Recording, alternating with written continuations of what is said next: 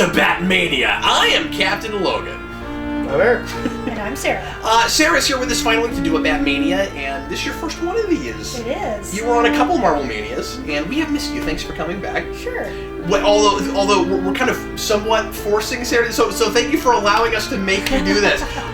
Sarah has not seen BVS yet at all in any way, and she looks so jazzed to be here. We are going to watch the extended cut today and show it to Sarah for the very first time.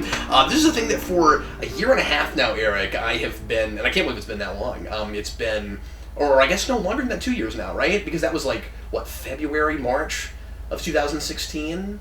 Yes. Yeah. So a little bit longer than you've been living here, BVS has existed and changed the world for better or worse. And Sarah at the time had no interest in seeing this and didn't go. And I'm going to put you on the spot for a minute. Why didn't you want to see this? The previews looked terrible. I don't like stories where Batman fights Superman. It looked super angsty and just not my kind of thing. So I just didn't want to see it. And for this entire time, I have been avoiding telling you anything about this movie, which I used to be really terrible about. I feel like I've gotten better at not telling you stuff that's in movies. But I guess you wouldn't care with this because you didn't want to see this. Just as kind of an example, I know the entire plot of Smallville, but I think I've only seen 6 episodes. The whole show? The entire show. No, because I didn't tell you much about the last couple seasons. No, you didn't. There's like a gap with 6, 7, 8. Yeah. But then, you've got Doomsday showing up, and That's 8. That's 8. So Yeah. You're like there to the end. I get filled in a little bit later. And it's really funny too because Sarah has kind of like an eidetic memory, so she has a photographic memory. So even though you've never seen that stuff and you have no signposts to make you remember that stuff, you remember that stuff. So this will get burned into your brain, I'm sure. Yeah, I'm looking forward to that. So Sarah, of course, like I said, doesn't know very much about this movie and was against this idea and didn't want to see it well before it came out in the backlash. So if you're thinking, oh, you guys are already like folks that like BVS, if you think, you're already like smashing on this movie, no, Sarah just didn't even want to see it. Well, you don't like superheroes fighting in general. Yeah, it looked like something I would want to miss just from the previews. And that whole thing is fascinating because then just a couple months later we get Civil War, which is what to date real close to your favorite superhero movie, or yeah, it's up there, way up definitely up there. So the same year that this happens, and I don't know, this might turn you around. You might find yourself suddenly loving this movie when you see it. But we'll see. I've got a relatively open mind. The same year this comes out, and at least me and Eric and a lot of folks are saying, "Oh man, they really dropped the ball on having superheroes fight each other and it seeming natural and worth doing and not just a slugfest for the sake of a slugfest." Marvel, at least for Sarah, a person who hates those kinds of things, nails it. I just think that's fascinating. This is not to play the DC versus Marvel game. I just think that's really interesting. I hated Civil War. I couldn't believe you mean the comic. Yeah. Just the idea. Just the idea. Because you never read that, I don't think. No, but with plot synopses and a few little things I read here and there, it was bad. Do you know it now through your phone game? It's not part of that. Oh, interesting. Yeah. I Is would the think phone that would be game one they just would do. Dark Reign? Mostly. Or is there more stuff? There's some side stuff. But Okay. It's mostly Dark Reign. Is that a weird choice? That's a very strange choice. Yeah, but so Civil But she War. really knows Dark Reign now. I do, and characters I'd never heard of before. I can actually discuss them a little. Anyway, but Civil War is just a concept I didn't like, and so going in and I was like, oh man, they're doing Marvel Civil War. So it's going to be the one Avengers movie I hate. So we're a movie with all the Avengers. Yeah. And suddenly I see the previews. It looks really fun. And so I'm like, okay, maybe I might have a shot at liking this. Went to the theater, saw it, and loved it. I don't know how that happened. I never expected to be turned around on that. I'm not sure the same thing's going to happen tonight based on what I've heard about this movie. There is a chance that the visuals might win you over to some degree, that just the atmosphere of it, because it is the same director of photography of Watchmen, which is part of the reason I really wanted you to see it. Sure. Because some of the stuff that really took you in with Watchmen, I think is here, the trappings of superficially. So it's shot very similar to Watchmen. Yeah. In certain places. Which is why it's such a disappointment for me, because I was, as a lot of folks know, immediately taken in with the look and the feel of it, if I can ignore the fact that it doesn't fit with Man of Steel at all. So anyway, let's go ahead and get into it. This is going to be a weird one because Eric and I, of course, are going to be talking about this while we're watching it, while Sarah's trying to watch it. And obviously, if you end up feeling the need to look at this again later without us yapping at the same time, we're doing this because this was the only way we could get Sarah to ever actually watch this movie. And so I've been putting it off for a year and a half. Threatening it as long as you've been here, yeah. And then when we start doing Batmania, we're like, well, that's where we'll do it. So, feel free to weigh in as much or as little as you want to, just jumping in and making observations. And Eric and I don't know, we may speak a little bit less than normal. It may just be a normal Batmania type commentary. I don't know what it's going to be like yet. So, we really encourage you, as always, but especially with this one, to watch it along with us. Again, this is the extended cut. Is it called the Ultimate Cut? Ultimate. Is this an Ultimate Edition? Is this a Ultimate Edition? Yeah. So, we're going to be watching it's kind of the only way to watch this movie, because the one exactly. released in theaters is incoherent, and there's at least some answers here. Like, this is the way to see this movie, unfortunately. And I think Superman is, just from a couple of token moments, a lot more sympathetic with this cut, where at least he sort of seems to sort of care about people. You get to see the Daily Planet. And the Daily Planet actually shows up. Yeah, so that's good. Oh, do you see the building? I don't think you ever see the outside of the building. I'm not sure if you see the outside, but you could see inside of it. I don't think we had that. They made a Superman movie where you never see the outside of the building. I'm pretty sure that it never shows up. Yeah, I think you're right. Oh, and do you know about the Gotham Metropolis thing? Oh, this is going to be fun. I don't know about I'm really excited about it. Now, the other thing is, Eric and I are going to try not to spoil too much of at least really amusing things that we want Sarah to experience at the same time, but we are inevitably going to probably end up talking about some things that she's going to find out later. There's really no way around it. So anyway, this is going to be a weird experiment, but again, if you don't love this idea, just understand that this is partly for my sake, because I really want to be able to make jokes about this movie and say things that I say about a lot when we talk about this movie that Sarah has no idea what I'm talking about. That's probably why I want to make sure that Sarah actually watches this, if we could get her to do it. Thanks for doing this. Sure. All right, here we go. We should also mention how we're watching it. I was just about to do that. We're going to watch this on Amazon, because that's the place where I have the Ultimate Edition purchased. I've not got that on disc yet, so hopefully we don't have any technical snafus. We should be okay. But if there are any glitches or anything, we'll let you know, and we'll deal with them as they develop. 3 hours and 2 minutes, folks. Let's get right into it. Here we go. If you want to watch it with us, get your DVD or Blu-ray, however you want to watch it.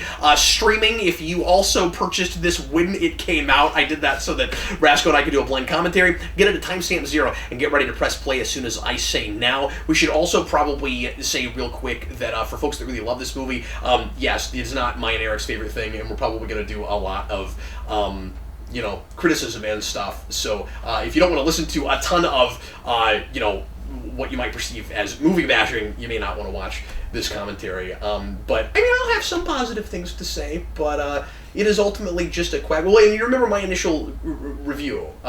This movie is fascinating. Well, and regardless of everything, I think it's the best on-screen Alfred we've ever gotten. It is my favorite Alfred. All right, folks, here we go. Is everybody ready? I'm ready. I'm so excited. Apollo, are you ready? The dog is ready. I think he's already sleeping. Everybody, please press play right now!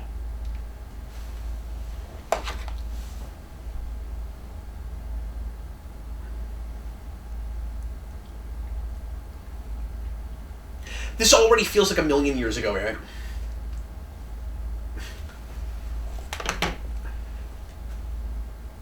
Oh, okay, I'm sorry, we're going to have to start over.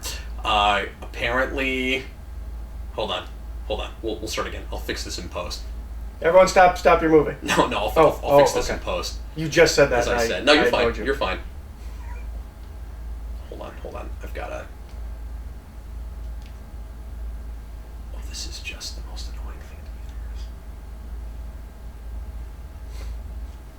Step 1, getting started. Might you have said that it would stop the movie when you press star? Yeah, I didn't say that. That would have been really nice to know. All right, here we go. Everybody, please press play right Now! Leaves. Very artsy. Eric, this movie kind of feels like already a lot of years ago. Yeah. Even though it's just a couple of years ago. Just because we're already so far beyond it, and... Or at least, we kind of assume we're getting past it. I mean, certainly, Wonder Woman was very much a standalone thing, but we now have had a really good one. Yeah. In this continuity. And then Justice League felt like a thing of a time past that was like, lost in Can I say a thing that came up with at dinner today? Yeah. Justice League is fridge art. It's like, oh, you made a movie and it makes sense and like this kind of character. Way to go! Good job, you made something, and I don't need you to explain it to me. I can tell what it is just looking at it. It's amazing.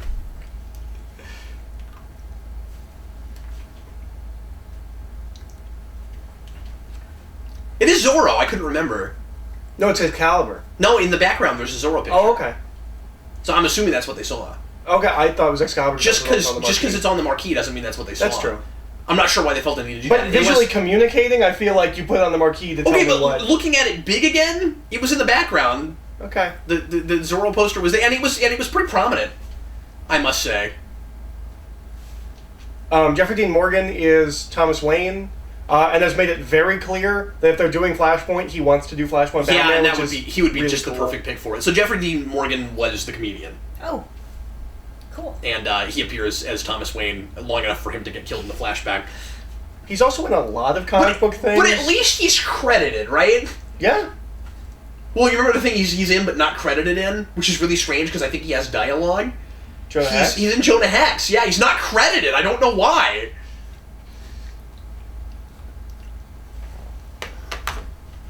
Who's welding? We've had that question a lot lately. There's always someone welding.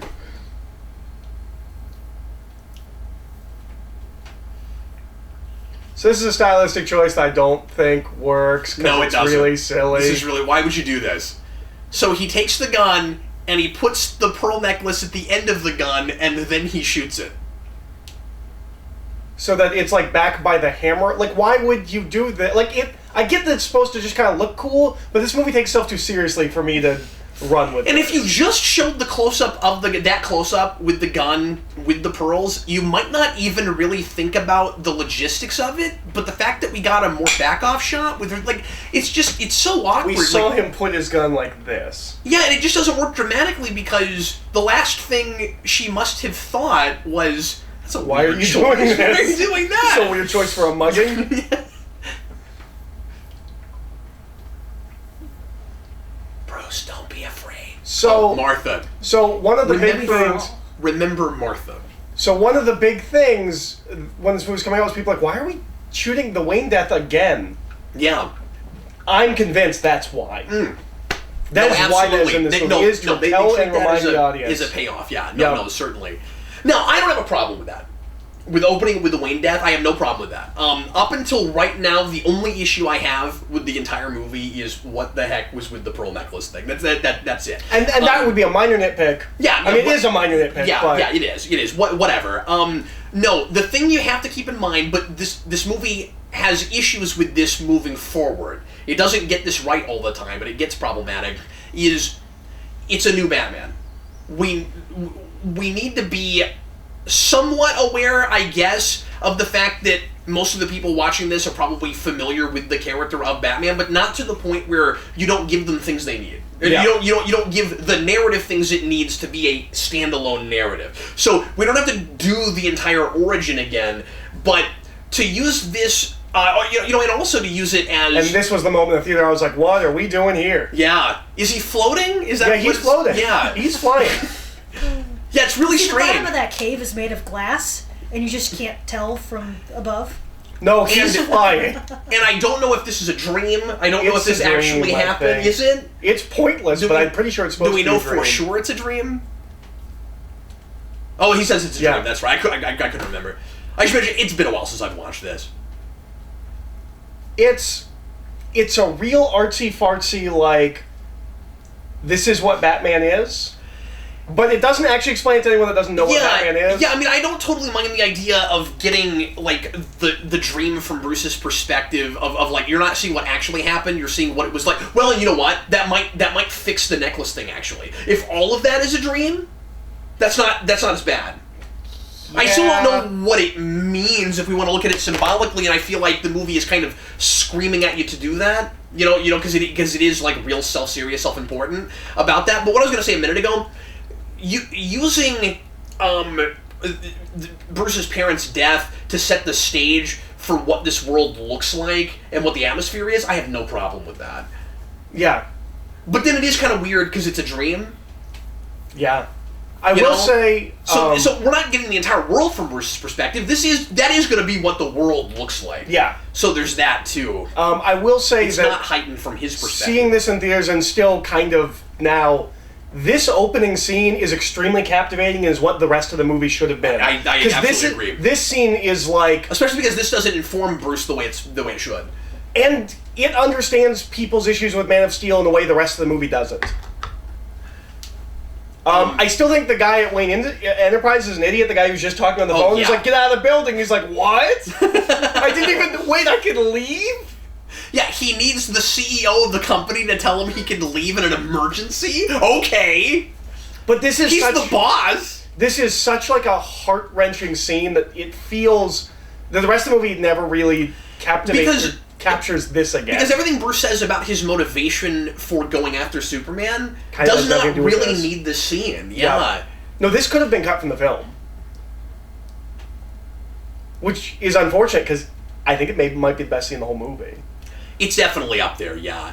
And again, it's what I wanted the movie to be about, and it felt like it was immediately a lot smarter than the last movie in doing this, because it's like, okay, yeah, we were kind of just shooting action for the sake of action. We weren't thinking about collateral damage, so let's actually have consequences to the collateral damage and have Bruce have a personal beef with Superman because he and Zod are playing gods and everyone down below are just kind of like, you know, pawns in their game or ants. They're not even like paying attention to them. And like that...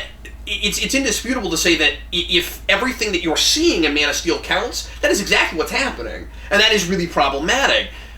Well, and one of the things I liked was one of the major criticisms with the collateral damage in Man of Steel was people like, it looks like 9/11. You're doing 9/11 imagery in an action scene, and that's uncomfortable. And Superman is partly the cause of it. So shooting this scene and where it's like 9/11, it's so optimistic. Yeah. Shooting this scene like 9/11 at Ground Zero, I think is really smart. That's great. That's a great shot. Him running into the, like... It feels like they know what they're doing. Yeah, and like it's all from his perspective. I like all the sensory imagery. I like how visceral all of this is. I think the horse is funny. I don't know why. and now it's The Mist. Yeah, and I mean there might be a horse. Is this film more or less optimistic than The Mist? I don't think they're comparable because I don't think the right hand doesn't know what the left hand is doing. And we'll talk about that a lot through this. But the problem is, like, the Mist is intentionally, you know, a real bleak film about the big negative sides of the human condition, and this movie thinks it's optimistic by the end. But then Batman's killing people, but the script doesn't know he's killing people. By the way, Batman will kill people, but the script won't know that he's killing people.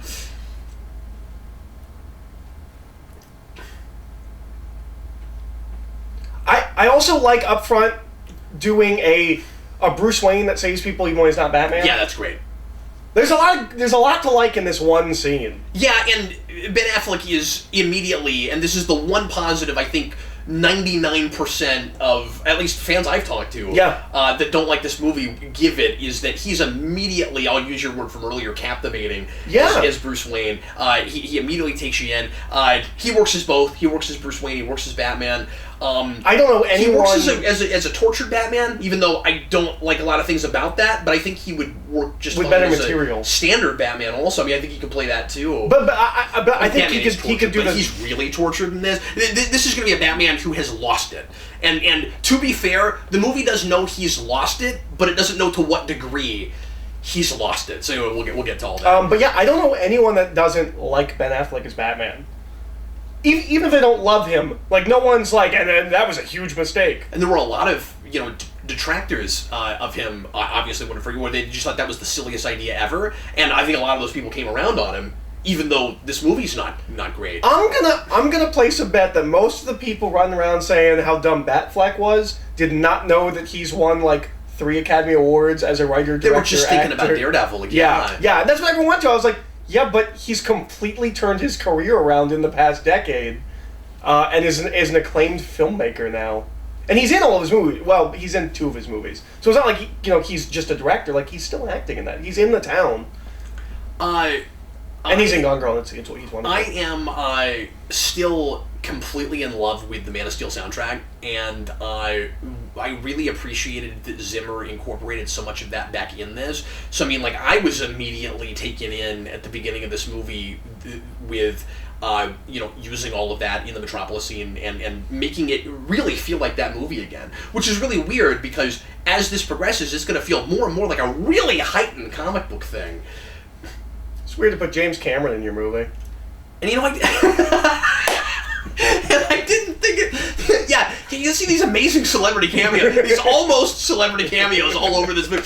Celebrity cameo lookalikes. There's the like cameos. They just walk around streets going, you know what? You look a little bit like Jeff Goldblum. Let's put you in this scene.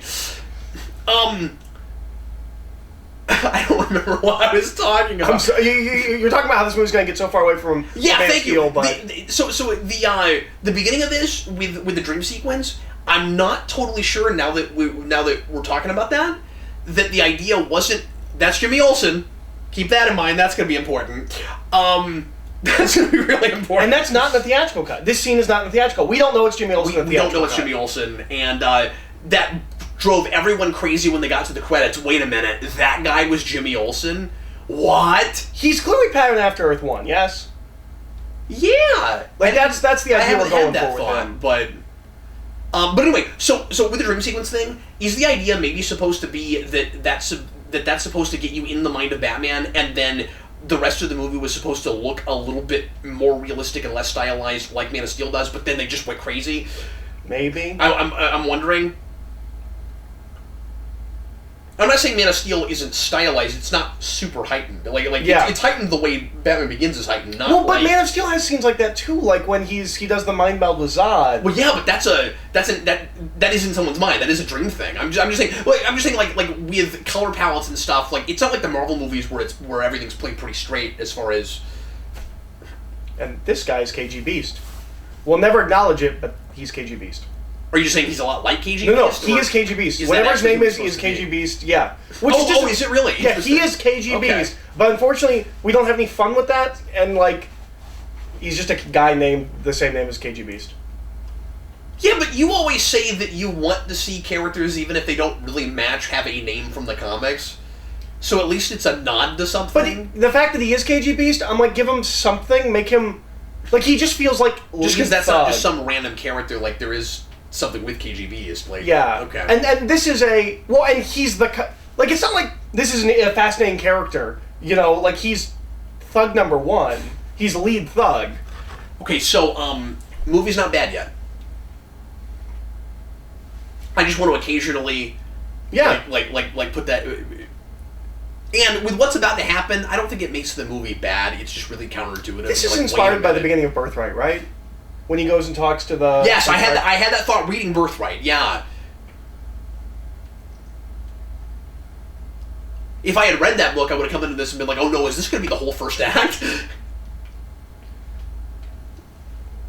But No one is neutral, I think, is supposed to be a big thematic line to play through the ideas of this movie. I'm sorry, what were you saying?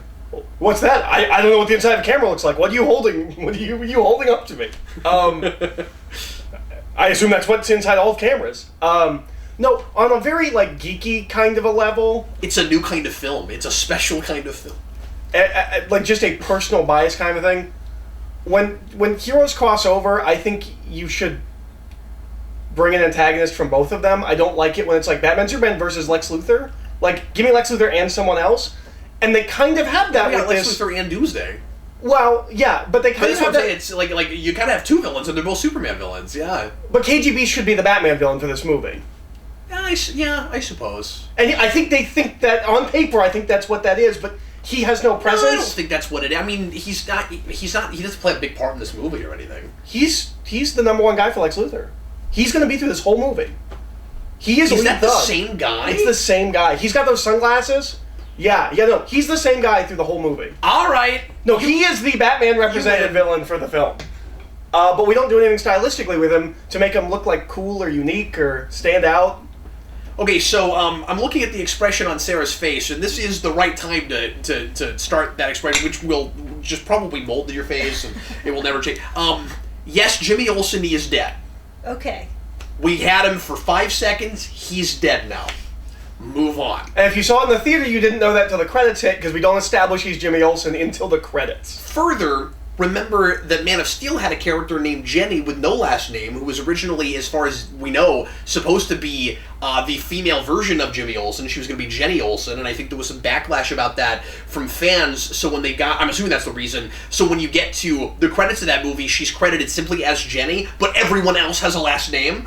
And then they gave us Jimmy Olsen, possibly maybe just to be like, well, screw you people. No, see, I wonder we'll if put him in this he movie. was a CIA agent who stole Jimmy Olsen's name and occupation to go undercover. Well, maybe if they ever bring him back, if we do more Superman movies in this universe, that's how they'll explain it. That's how they'll bring it back. Well, what's weird possible. is that's not as dumb as what Smallville did. It's really not.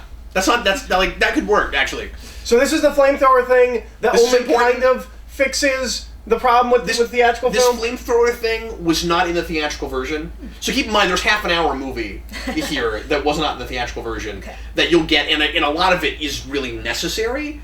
But I'm sorry, go ahead. Well, I was just going to say, so they shot them, and then they flamethrowed them, so even if they look at charred bodies, there's still bullets in them. It's still a problem, but it's not as dumb as it was in the theater. Superman, but she doesn't know yet. Yeah, Superman is going to get blamed for what happens here, and in the theater, it really looks like they think Superman showed up and shot people because we didn't see the flamethrower thing. Sure.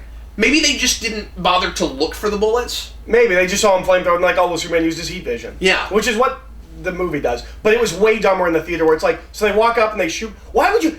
And that was like a 0.5 second shot of a flamethrower. Why would you cut that?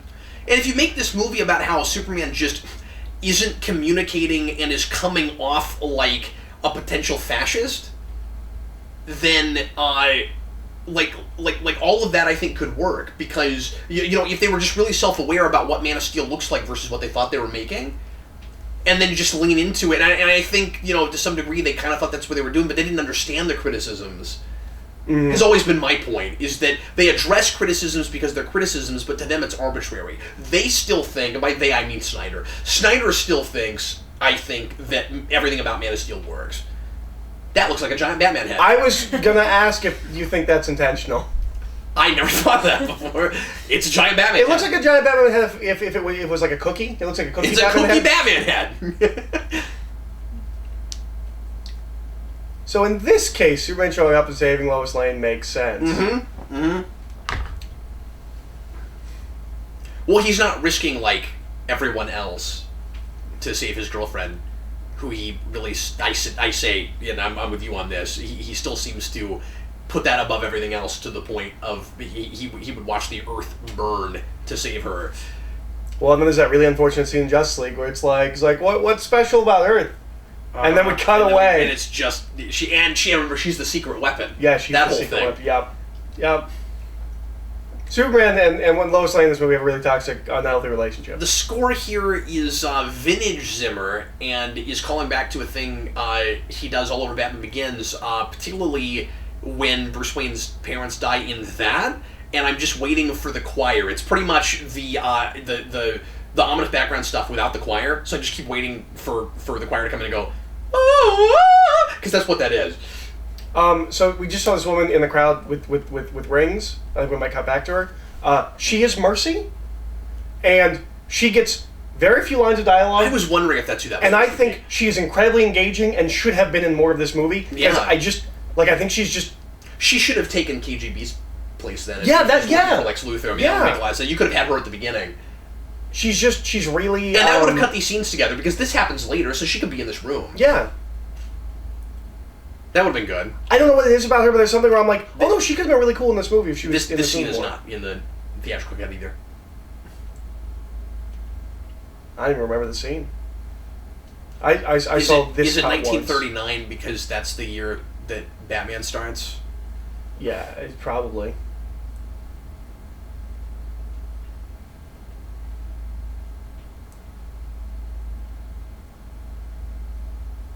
Why does that look like vintage footage? Like, that doesn't look like they're watching it live. Because that looks like it's footage from, like, 1984. It's because it's the color palette of this movie. They've color corrected that to match the rest of the movie. That's why it looks like that. I see. The end is nigh. That... Because they're doing a Watchmen callback. Is that what that is? Yeah, well, yeah, but also it looks like RoboCop. Oh, yeah, sure. The future city.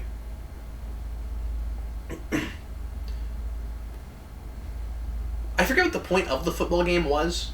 Yeah, I don't was think there we a needed point of that being there? It's Metropolis versus Gotham, I'm sure. I don't know that for a fact. Yeah, it was Metropolis versus. Oh, okay. We're thematically seeding things. It was just to keep them from responding to the person in the radio for a few minutes. Yep. I do like their Batarang. I like the Batarang a lot. Oh, I do too, yeah. Well, I like everything about the Batman tech and what it looks like, and I like this Batmobile a lot. And the costume's wonderful. Yeah, it's great. And I think you and I were both a little bit trepidatious about trying to take the Dark Knight costume. I didn't have a problem once I saw it. Oh, okay. No, I was always wondering about this costume. We finally have a fabric Batman costume. It looks great. Well, I guess I mean, like, when we heard that's what they were doing, I was like, I'm not sure how you're going to translate that. Because we knew early on they weren't just going to base a lot of this on Yeah, they said it was the Dark Knight Returns It's going to be that costume, and I was like, okay, I'm not sure how you render that. Yeah, I don't remember my feelings until before seeing the costume. I remember always liking the costume. Pierce got depressed about it, though.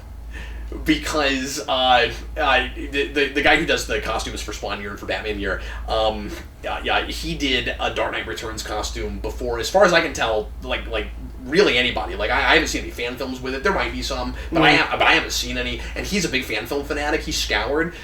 We had that costume in Spawn Year, and it looks really good. And then this happens, and we were going to do a Batman fan film, I think with that suit or with a similar suit, but it was going to be bulky, it was going to be like that, and I think he was a little bit disappointed that Snyder beat him to the punch on it.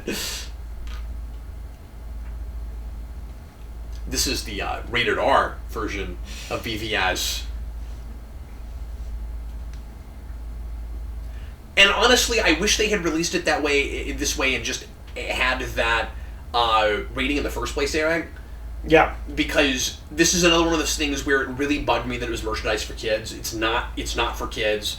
And there's plenty of stuff that's left in where it's more than borderline, where it's like, this is not really, for kids. I've still not let Jason watch it. One of the problems with this But I took him to Justice League and I took him to Wonder Woman. If this was released R-rated, it would feel a lot like, I think the DC animated films was like, did you need an R to tell this story with this true. script?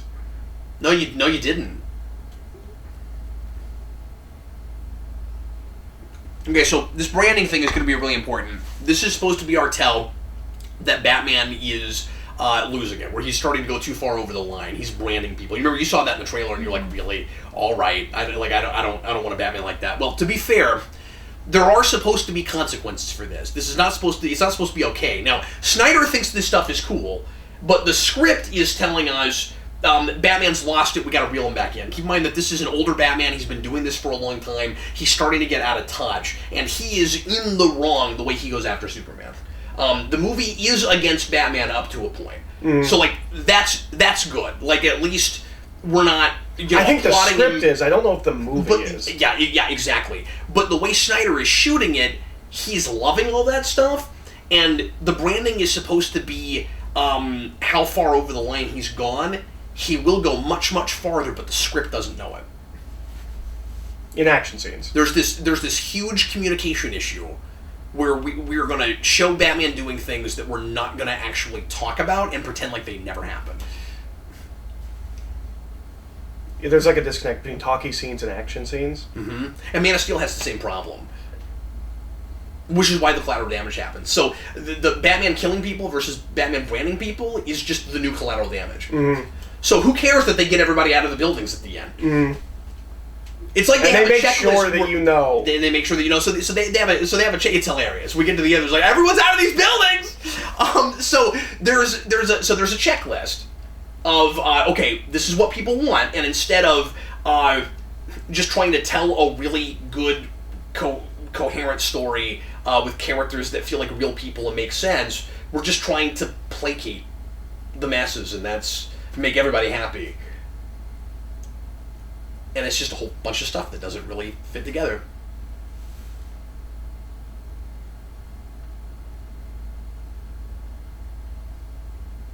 Those things don't all really go together. Well, it's because he said before, when he was like, I don't care what I'm saying, the woman I love could have been shot. Yeah. And he basically said, the fact that they're smearing me publicly doesn't matter because I saved you. No, I'm just saying, like the three things she just said in a row, I'm not sure that all of that follows. I'm saying this, and I'm saying this, I'm like, okay. See, I want to make a fan film in this universe where because Superman talks, no, where, like, we get to hear him like have conversations with people and say things. In this scene, she clearly knows that things aren't exactly right. She's like for you to be with me and be you. I want the move. I want to make a fan film where like she's trying to get away, but he's Superman, so like she can't get away. Oh, that's horrifying. You mean where it's like about how toxic this relationship is? Yeah. But she can't leave. I want to make it so she knows how toxic this relationship is, but she can't leave because he's Superman. And also, he might just go kill crazy. He doesn't have her anymore. because she's the only thing grounding him, and that just strikes me as the kind of thing you do when you don't get how people fit together. You know, that's the kind of thing you write when you you don't really understand relationships. Mm-hmm. Or at the very least, you don't understand how Superman could be in a relationship. Well, no, I mean anybody. I mean, and we've seen this in a lot of things, right? Like Smallville has done this. A lot of other dramas have done this. Especially a lot of like teen angsty dramas where you have where it's actually supposed to be like romantic. That you have a character where you have like a girl or even a guy that their significant other they keep to the ground, and without them they might, fly off the handle or hurt themselves or, the whole "you complete me" idea. Mm. That's not healthy. Mm. And I don't mean like the "you complete me" idea can't work in that I'm a better person with you in my life, but not with I will probably commit suicide if you leave me. Yeah. That's unhealthy. I don't feel like this is a movie that understands how unhealthy that is. And there's no way around it. It really does go as far as to say if this Superman doesn't have Lois, he becomes a fascist dictator and takes over the world. No, that happens. That happens. It doesn't actually happen. You'll see it later in what is the best scene in this movie, but doesn't fit in this movie, doesn't work in this movie. No, and I just the first time I saw this in the theater, I just had this moment of complete bamboozlement, where I was like, no one in this audience is going to have any idea what they're looking at right now. It doesn't even fit with the Justice League movie that we finally got. No, it doesn't. No, because it's not like they did anything to stop the bad future.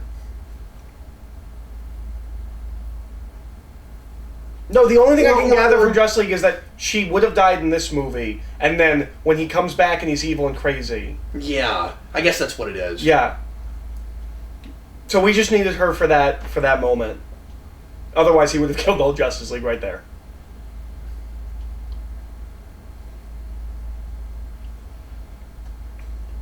This also is not in the theatrical version. So Lex has a different introduction in the theatrical version. This is not in the theatrical? I don't think it is. Okay. Huh. That's Lex Luthor. You can't tell, but that's like I don't love the LexCorp logo. Not in love with that. No, but we're gonna get a shot with it later that I adore in this very Blade Runner. Oh yeah. Yeah.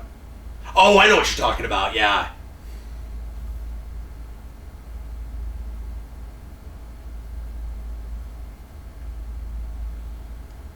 Now I will go on record to say I don't hate Eisenberg's performance in this. Ultimately, as a package, it becomes really bizarre. I get what he's doing with it. Here's the thing. I wish we knew more about his relationship with his father, because that whole thing could really work. This manic, obsessive, compulsive, antisocial, insecure thing. Like, I want to love that. That's a new take on Lex. It makes sense with that like genius, hid away from the world, totally out of touch kind of character. Here's the thing. On the page, nothing about this Lex has to be this young. Like, they talked about the lead-in that he was going to be like the Facebook guy, and like this whole, we got the guy that played the Facebook guy, and like all of that. He could be 40, and I feel like the eccentricness makes more sense at 40 to me. I don't know. I almost feel like even for as written, he's too young for this role. The only thing... Because he's not a self-made man, he's not like a dot-com millionaire kind of a thing, which is what you get from casting him. No, that's right. There's a Lex Luthor Sr. Yeah. Or whoever his dad is. I forget if they tell us that he's another Alexander Luthor, or if he has a different name, but he talks about his father. He just said something about his dad naming the company after him, so I don't think that's his dad, so it might be Lionel, but I'm not sure. Oh, no, because he's Lex Luthor Jr. Of course his dad has to be Lex, yeah. Yeah. So this stuff, I think, is all in the movie, but in the theatrical version. But it's the opening thing with the basketball playing. I think that's cut from that, if memory serves. Oh, this seems so weird. It is very strange. I know what it is, but it's so weird. Just simple intimidation, or... When you want to show that you're in control, especially in writing, when you want to show one person is in control of another person, they eat their food, they take their food, you're showing that they have power over them, and I think someone read that and was like, okay, what if we took it a step further and made them make someone else eat food? Now, the theatrical cut doesn't cut to anything, right? No, it does. Oh, does it do this? Yes. Okay. Because... Oh, yeah, that's right. Because we're going to cut back, and I'm going to be really confused. I'll try not to spend the whole movie just talking about the differences in the And cuts. this is also...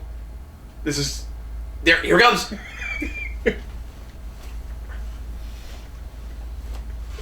I love it so much. Everyone made fun of it. Eric thinks it's the silliest thing in the world. You know what? It is. I don't care. I love it so much. Bomb! Bomb! It's the best. Bomb! That's really bad. Sorry. No special effects. No, it's okay. That's not terrible.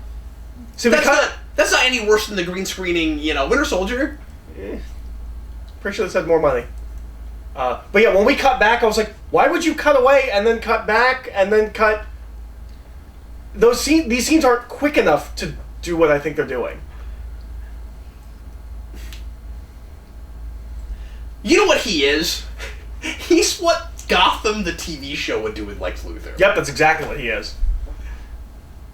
Bomb! See, like, these scenes are so long. When you traditionally do a scene like this, you cut back and forth real fast, and you usually have talking over it to establish that you're still in the same scene. We're not doing that. Yeah, it feels like we've left the scene and then we're back. They want to play... Isn't that bizarre? Yeah. It's just bizarre. It's like we don't know that what we're like lingering on isn't building a mystery. Mm-hmm. Because the pacing of all of that is very Dark Knight and Dark Knight Rises. Mm-hmm. And it's like we're supposed to be really intrigued by what it is Lex is building and putting together. And okay, it is a mystery. We don't know exactly what it is he's doing, but we're not going to be all that surprised when we finally find out. I think maybe that's why it doesn't work. I mean, like, I don't know if I was bored there in hindsight, like when I first saw it. I guess I'm just saying confused because those shots go so long. I'm like, okay, I'm in a new scene, and then we cut back. Oh, so you don't know you're in a montage? I don't have that problem. Okay. See, that's my problem. Is I don't know. I'm in a montage. I think it's a montage. Yeah. My issue with it is we're playing it like it's intrigue, and some of this is an advertising issue. To be fair, so this isn't really about the piece, but you know what I'm going to say. We all know it's Doomsday. We know what he's doing. Yeah. I want to say this guy is a comic book character, but I might be wrong. I want to say, like, after the fact, I found out he's someone. Oh, the guy in the wheelchair? Yeah, but I might be wrong. Don't quote me on that. Who's angry with Superman for ruining his life? Why is Superman pointing? Like, he's got, like, his palm outstretched, but then his finger's out, like he's pointing. Do we buy that there's a statue of Superman yet? No. I don't buy that. No. I never thought of this before. I have an issue with that, because here's the thing.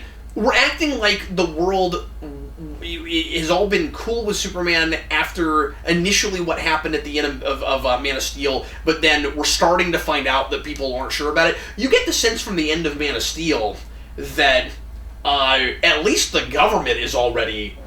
No, part of the problem with this movie is that it's a film where I guess that doesn't mean the general public would feel differently about it, though, so there's that, but like, sorry. Every time everyone talks about Superman, they're like, what if something went wrong? Look, we all love Superman, but what if he did something, a lot of people died?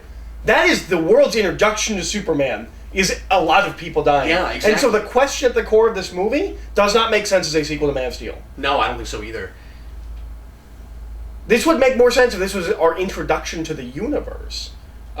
Cutting that first scene with Bruce Wayne, if we assume that this is a normal Superman world where everyone trusts and loves Superman, and then people are like, but what if things went wrong?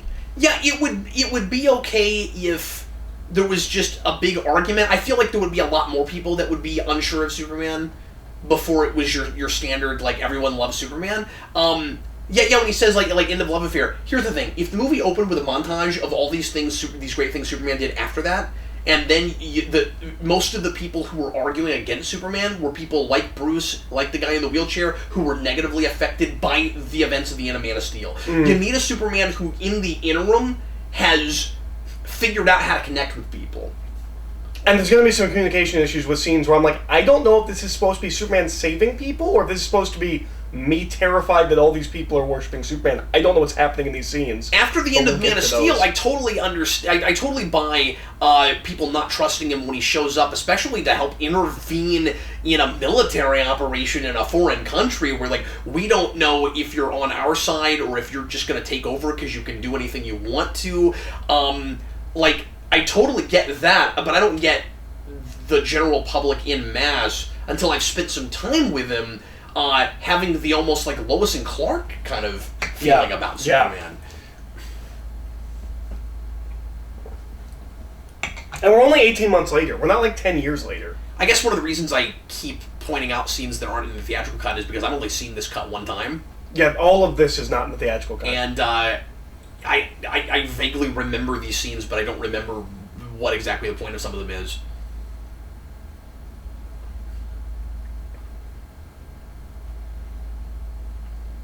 This is how he... all the stuff with Clark is how he finds out that the woman's lying. Or why the woman's lying. Yeah. But we get to see investigative which felt like an Clark unnecessary subplot to me. But it's the only time you could see Clark Kent. Yeah. You don't get Clark Kent in the theatrical cut of the movie. Except for if you count him as Clark Kent when he's alone with Lois. No, you're right. And that's why that stuff really does need to be here, because he feels more like a person. Even though we're basically coming out, even if we don't realize it, and saying that he is actually just as detached as Bruce Wayne is, right? Mm-hmm. Would you make the argument maybe... Yes, it is KG Beast again. Am I going... That is who that is? Yeah. Okay. Okay, but how much screen time does he have in the theatrical cut versus this guy? I think about the same. Oh, really? Yeah. Okay, but this scene's not there.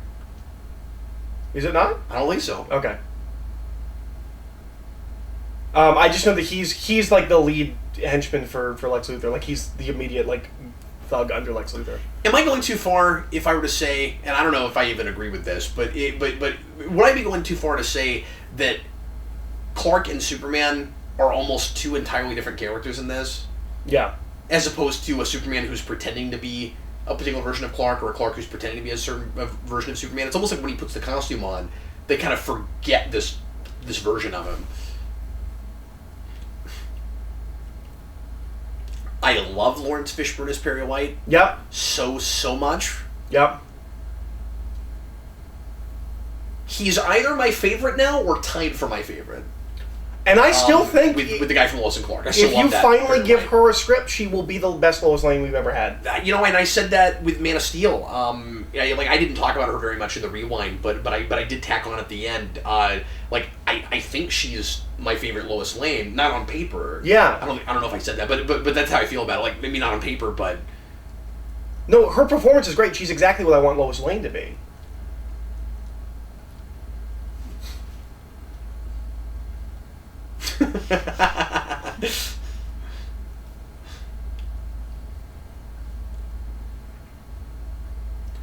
we could have used more scenes like that.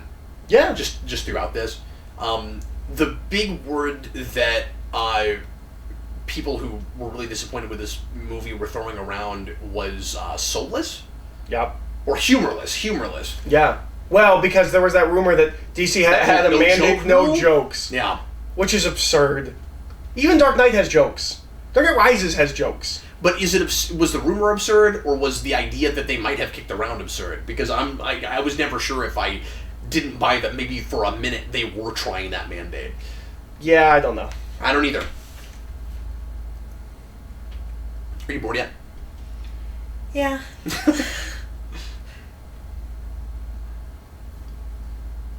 I remember this I mean, scene I do also like being Lois Yeah. so far. She's the one bright spot. Not sure about this Lex. This scene's important because it's going to show you this really important painting. Is this also the scene that sets up the bizarre payoff with the Georgia peach tea? Yes. Yeah. Yes, it is. Remember that? Yep, I do remember that. Yeah, wait for the peach tea thing. It will be one of the weirdest things See, if we're... you've seen in a superhero movie. This was a thing that I think maybe even you said this, the whole Red Capes Are Coming thing was in the trailer, and a lot of people were like, "Ooh, that seems really silly," and I was like, "Oh, just wait and look at it in the context." Yeah, I don't know about it. It's really silly. I keep trying to read the Georgia peach tea thing. I'm still not entirely sure what they think they're doing with that.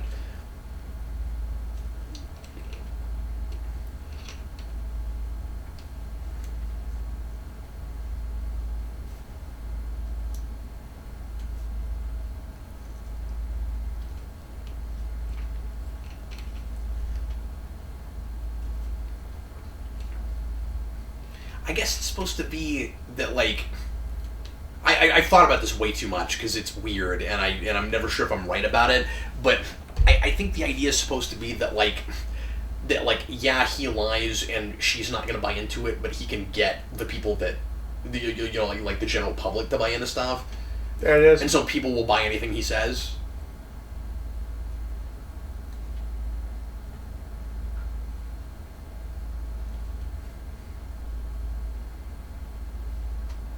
You don't like that painting? I don't like what we're going to do with it. I also don't like the idea where he's like, well, the devils don't come from hell beneath us, they come from the sky. Okay, well, if you flip the painting, that means that the angels come from the world beneath us? That's a well, but maybe that's what they're saying, sort of. Well, no, because I still say the movie's kind of against Batman until the end. Lex Luthor should be pro-Batman, right? Like, I know he's going to manipulate him and use him, but Yeah. he should be, like, Batman represents everything that humans can be, right? Well, yeah, That's what because should be really pro-Batman. Yeah, and I would say that, like, the traditional Lex Luthor would wish that Batman would work with him because he stands for a lot of what Lex is about, which is self-made man and a human being who can accomplish anything, and like survival of the fittest. Like it's us that should be in command of our own destiny, not that alien from another planet. Okay, so this is the thing that's never actually fully established in the film, but you can only get through context clues. This is Wayne Manor, that has been burned down or something, and it's where we're gonna say the Justice League are gonna hang out. Also, by the way, everyone on YouTube that makes like little Easter eggs you didn't find, that's not Man-Bat. There's a number of videos that are like Easter eggs you didn't spot. Man-Bat's in BVS. What? Why would they call that Man-Bat? Because bat. Okay, but like, in what way would that be meant? He's just having a dream. Like, what is he dreaming about Man-Bat? Like did he? He's fought his entire Rogues Gallery in the past, I'm sure. Which again is really, because this is only 18 months after Man of Steel. That's not a world where Batman's been fighting a war against crime. Well, here's the 10 thing: years. if Gotham's on the other side of the country, I buy it more. Yeah. That's Dark Knight Returns. Yes, that's right. I forgot about that. Oh, it stuck out to me so weird in the theater. Where I was like, why did we just throw that random line from Dark Knight Returns here? It's because this Bruce Wayne's an alcoholic. Yeah, and honestly, it took me a long time before I realized that's what we were doing with it. That he's just constantly drunk. Like, I did not pick up on that. I think it's tricky to do a Batman that is effective enough that he can, accomplish the things he's trying to accomplish and actually be Batman, but also be so, like, messed up and out of it that you can tell. You know what I mean? So like this is a Bruce It's Wayne hard to that's supposed introduce to us have- to Batman that way. but it's hard to communicate it unless you come out and say it. And the movie doesn't come out and say it, and I don't know how you would do that except in like a really, forced kind of way. But how do you act that? How do you act a drunk Bruce Wayne that's still like kind of, the pinnacle of the human form and can accomplish everything Batman can accomplish? And this is still unexplained. Yep. And it assumes the audience knows what it is. It doesn't, like, we assume that's a Robin costume. It's not colored like it. Like, a traditional audience, I don't think would know what that is supposed to be. Yeah. Yeah. The assumption... The assumption is it's Jason Todd's suit. Yeah, and that the Joker has killed Robin. And that Harley Quinn plays a role in it? Is that what we get from Suicide Squad, the extended cut? Yes. Yeah. Well, I think they come out and say that. Yeah. In that. So I guess that's confirmation that that's what that is, maybe. Okay. But, I mean, just because, like, Jason Todd's dead, that's not necessarily what that is, but that it probably is, because then it'd be weird if you had, two different things. But yeah, him staring at that suit, I think, is supposed to communicate that that's maybe, like, the beginning of his downfall. So it's weird, because we just saw him drive past the derelict Wayne Manor. So he built a new mansion, like, just down the street from his old mansion instead of restoring it. Also, that's where the Justice League are going to be hanging out. So we're just right next door to Bruce Wayne. That's hilarious. I mean, it's easy for him. It's real convenient. Yeah, they set that up as what will become the Hall of Justice at the end of Justice League. So the Justice League could camp in Bruce Wayne's backyard? Yes. So he doesn't have to commute. Which I guess makes sense for how corrupt Gotham is.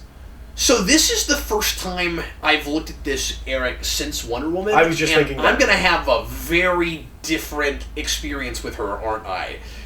Because I thought there was nothing going on in her eyes. I wasn't sure she could act. And the movie doesn't do anything with her, really. No, she kind of just poses for the whole movie. But I immediately have different feelings looking at her in this scene because I've become enamored with her performance and with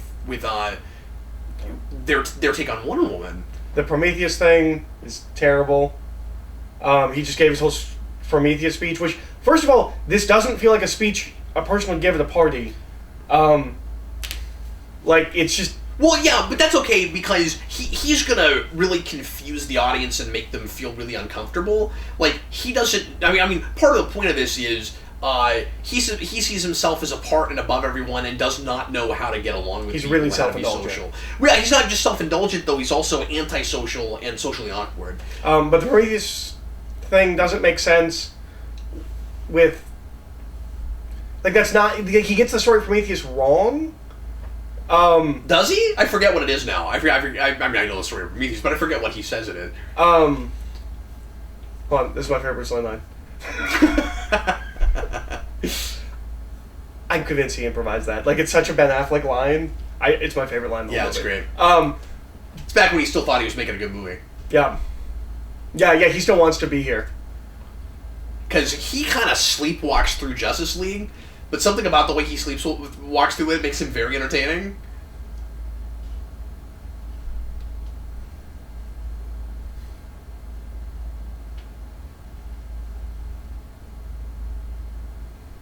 Oh, here it comes.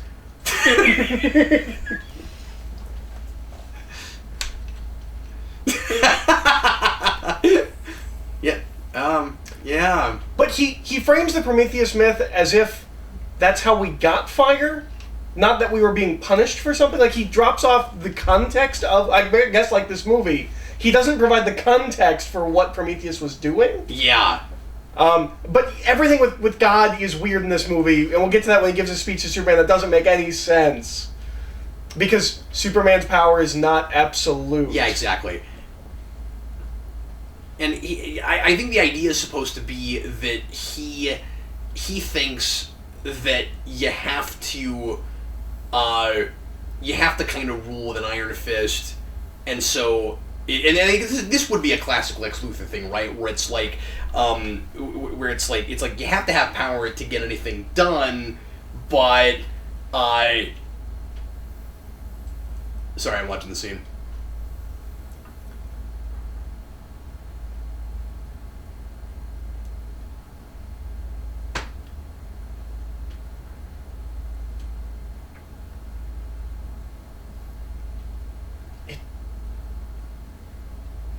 We're being told that. But yeah, I think this actually is supposed to be a Lex that we're supposed to sympathize with to some degree, and I don't think that ends up working, ultimately. I also really like the line, maybe it's the Gotham City in me. Yeah, that's good. Oh, also, Sarah, you don't know this. Before this movie starts, he knows who they are. He knows both of their identities. Because that's the only way this movie makes sense. How? Yeah.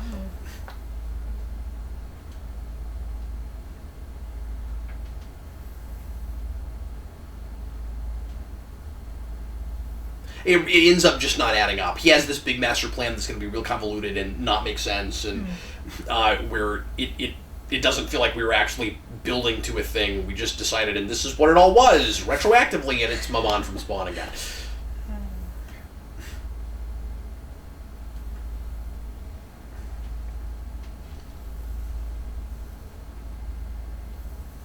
Also, Wonder Woman has to know, yes? She knew that Bruce Wayne was going downstairs to hack the system and get that information, so she could go down after him and go get it before him? I don't remember it all. Well, because he just went back, and it's gone, and she's going to have it. My eyes glaze over with all this stuff, yeah. So she has to know that he's Batman hacking Lex Luthor's, right? Or she was just wondering what he was doing and went down, figured it out, because it wasn't hard. That's possible. Yeah, you've always said that, so all I have is your read on it, because I haven't really thought about it while I was watching it. This is a detail that didn't occur to me to think that much about.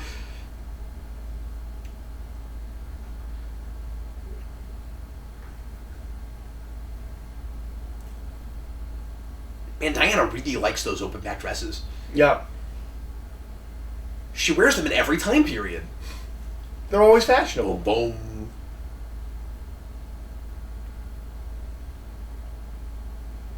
Love his Superman theme so much. Yeah, this is the main scene. I don't know what I'm supposed to be getting from this. Are these people happy that he saved them, or is it supposed to be like a dark scene? I don't know if this is an optimistic or a cynical scene. Why do you say that?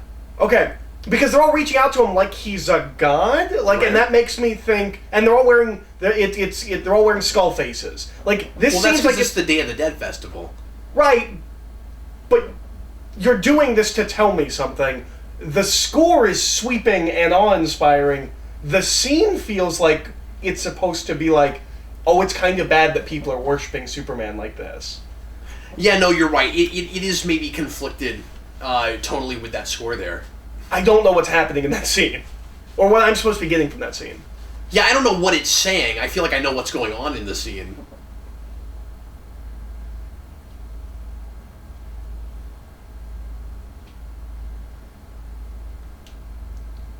This is so weird to be having these conversations after Metropolis and Man of Steel. Yeah.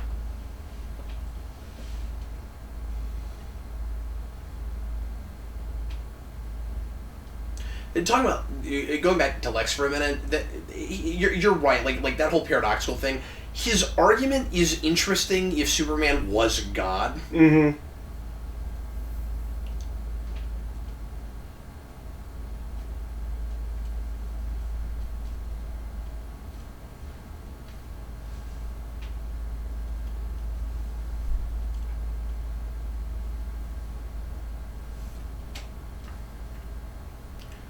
I also have a really hard time with going to real people in a universe this stylized and heightened, because it's kind of outside of time, even though Man of Steel wasn't really, and then we do this kind of stuff. I guess it's not as outside of time as something like, Batman Begins was, but... Okay, so the Neil deGrasse Tyson speech is not what I thought it was. I confused it with something else, or we'll cut back to him later. Yeah. He's not talking about Greek gods. I thought that's what I remember him talking about. What he said there makes complete sense. Yeah.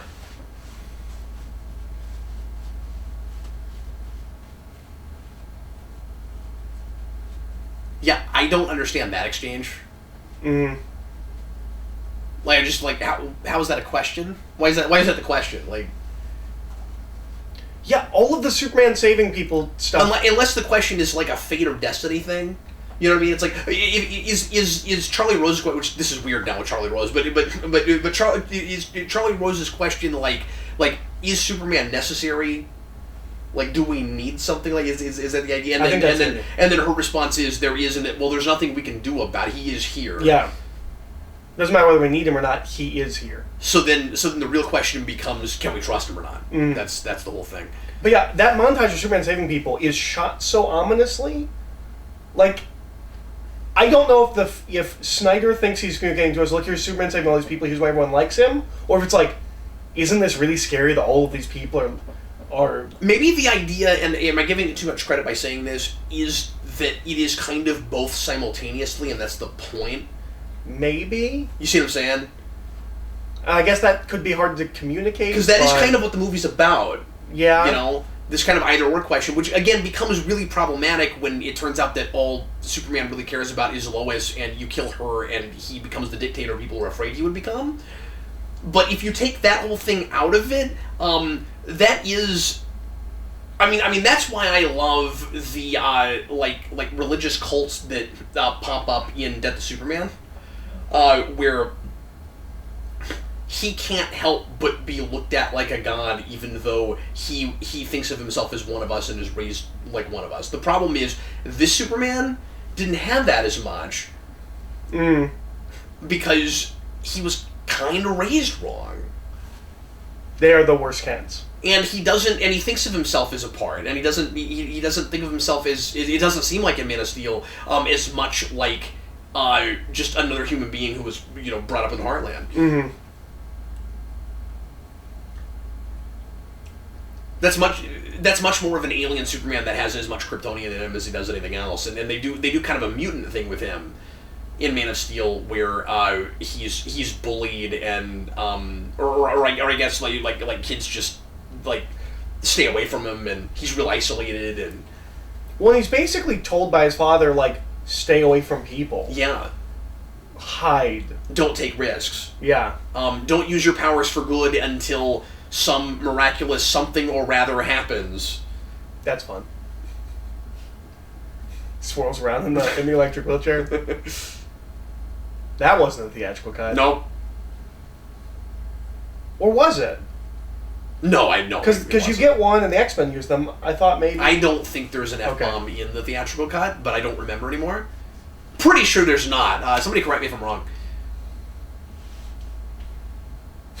He used the same introduction. That's just how he greets people when they walk into a room.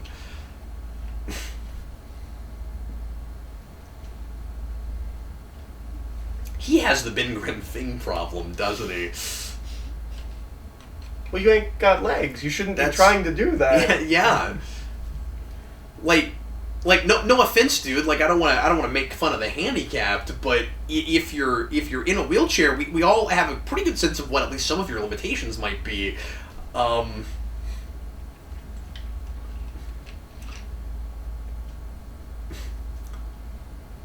the end of the day, this movie just takes itself so seriously that and doesn't earn it, that it ends up doing a lot of things that are unintentionally funny. Yeah.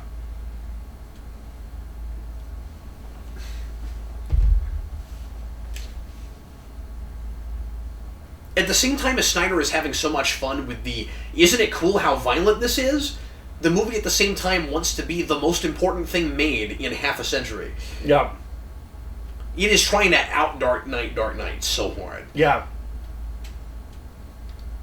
And I'm not saying it shouldn't be about anything, and I'm not saying we shouldn't explore ideas.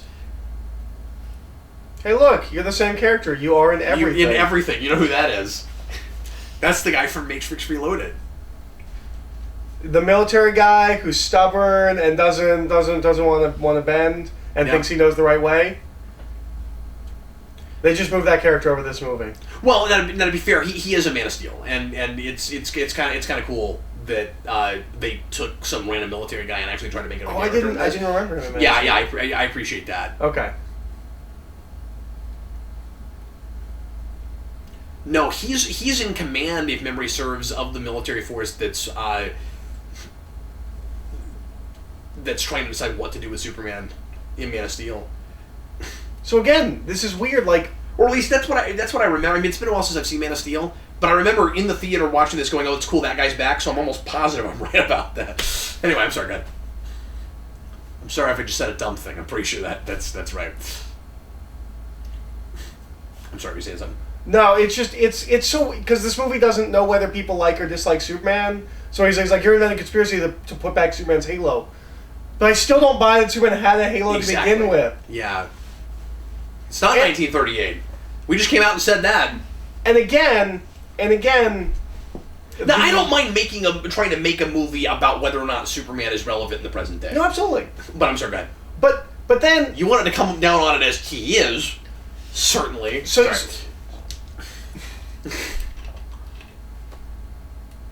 I'm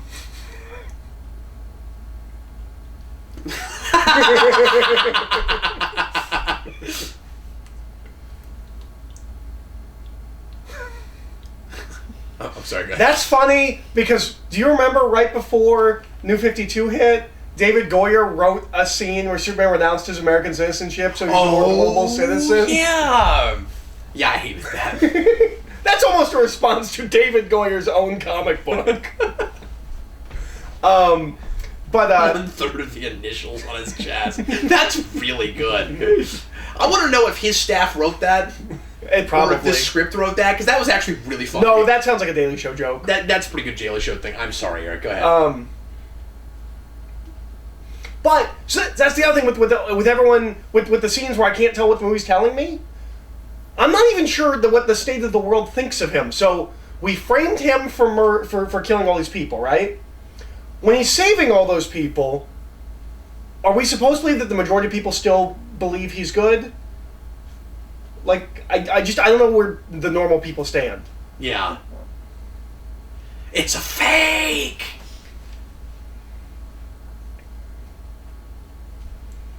Yeah, we all knew that, right? You're trying to look smart, Bruce, but we all knew that. Also, who cares if it's a fake? It's still a 1,000-year-old sword. It's got to be worth something. Well, if it's a fake, it wouldn't be, though, right? I mean, does it say it's still that old? It looks really old to me. It looks like stone. Well, it might be a really good fake. That's yeah, sure. Well, if he says it's a fake. And there'd be a big difference if it belonged to Alexander or not. Yeah, that would matter. Yeah. And I'm sure it's Alexander because of Lex and Alexander the Great. And Lex in Smallville is obsessed with Alexander the Great.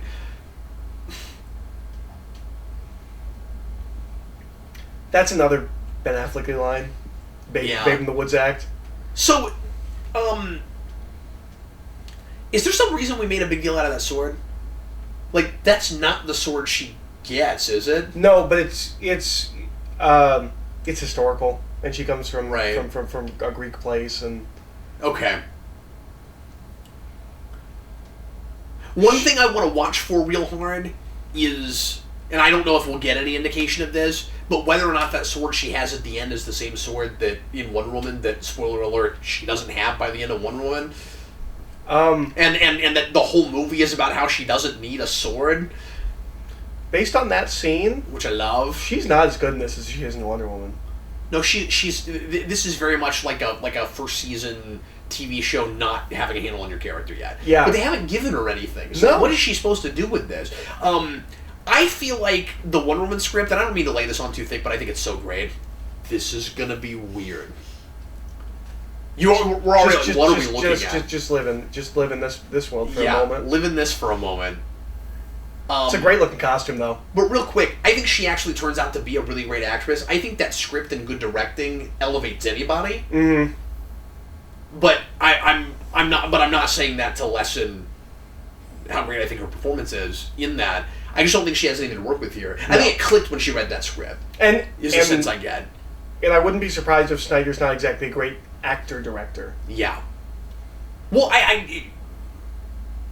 I would think that he probably looks at actors like parts of set dressing because he has a real visual eye, but he's not a storyteller. I mean, that's why he's a good adapter. But then, at the same time, he also doesn't back off enough and show us the forest for the trees, which is as much of a problem in this, or more so, than it was in Man of Steel. Yeah, it's as much of a problem. So there's no context for that. We have no idea what we're looking at. No. Are you lost yet? Yep. And retrospectively, that's all I got. With the weird desert Batman suit. Oh man. We're getting to the funniest and the closest he gets to like a funny Christian Bale Batman moment. Oh yeah, that's right. Well, and Do You Bleed is kind of like that too. Yeah, but it's not as funny as me. Yeah, but I don't know. For some reason, this is more like unintentionally funny. I don't know why. Oh, I thought The Rock would be in the truck.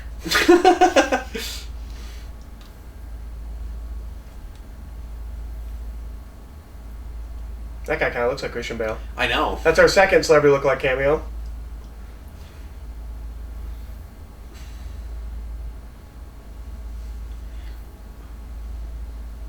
I really love the color palette in this scene.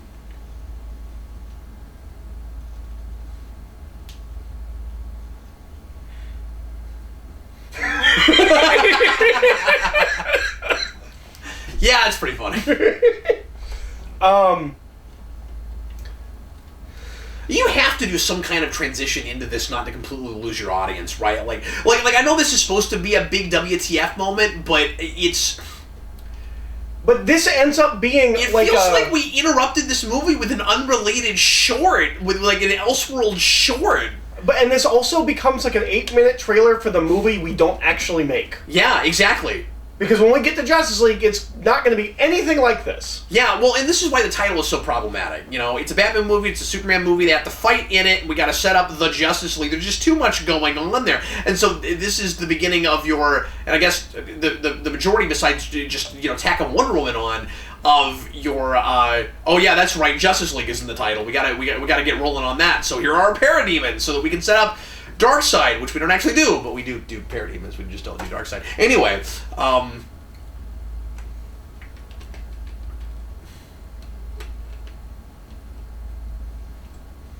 everyone loves Desert Commando Batman. Yep. That's the other thing everyone loves coming out of this movie. Is like the scene's dumb. Nightmare Batman's pretty cool. Yeah.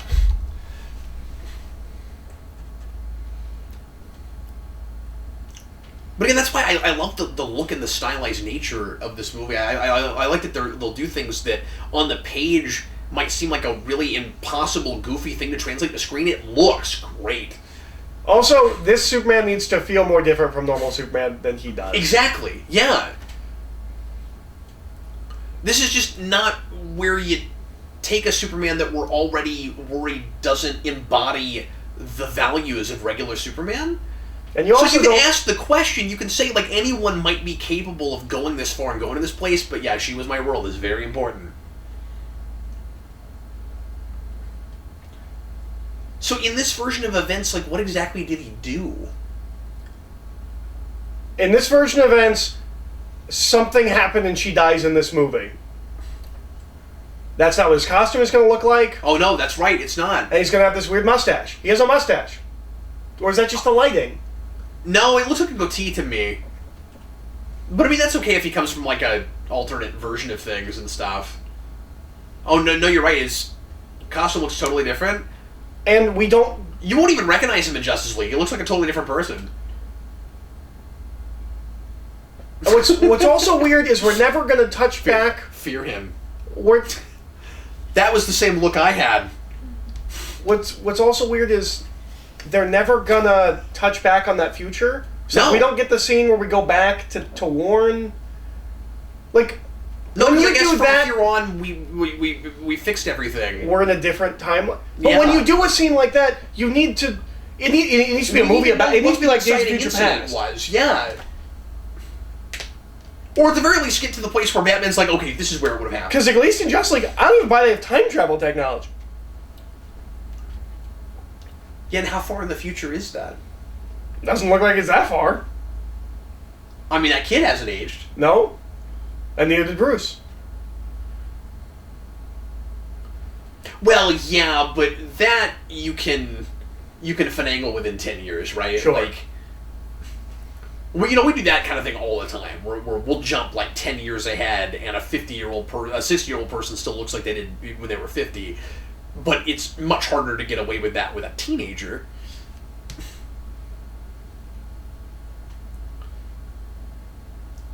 Isn't that a huge twist? Isn't your mind blown? It was a she. Yeah, that's true. It was a she. That's a good point.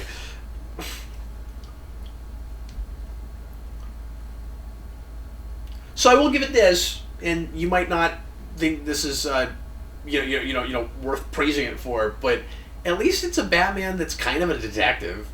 Yeah. Yeah, that's good. Man, I really wanted that Ben Affleck Batman movie because I bet you that would have been a detective movie. It would have been a detective movie.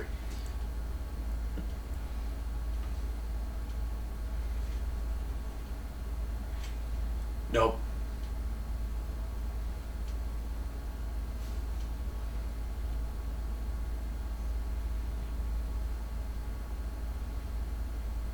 So at this point, does he just think he had a really weird dream and he's ignoring it all? That's the other problem, is that he just goes on with his business exactly as he would have, excuse me.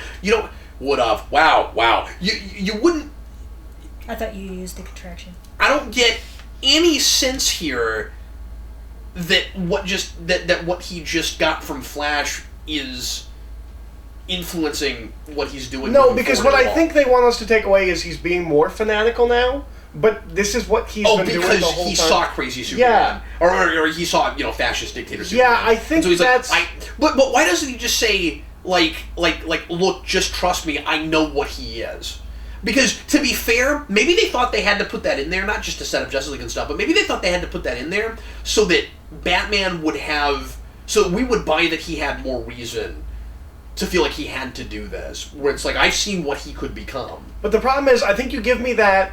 And then you have him being that extreme, and it's supposed to be like that dream really shook him. The problem is... He doesn't... This seems to have been his plan the whole time. Yeah, exactly. Well, no, it was his plan the whole time. But, I mean, maybe it's supposed to just, power him on more, but then maybe he should be more conflicted before that.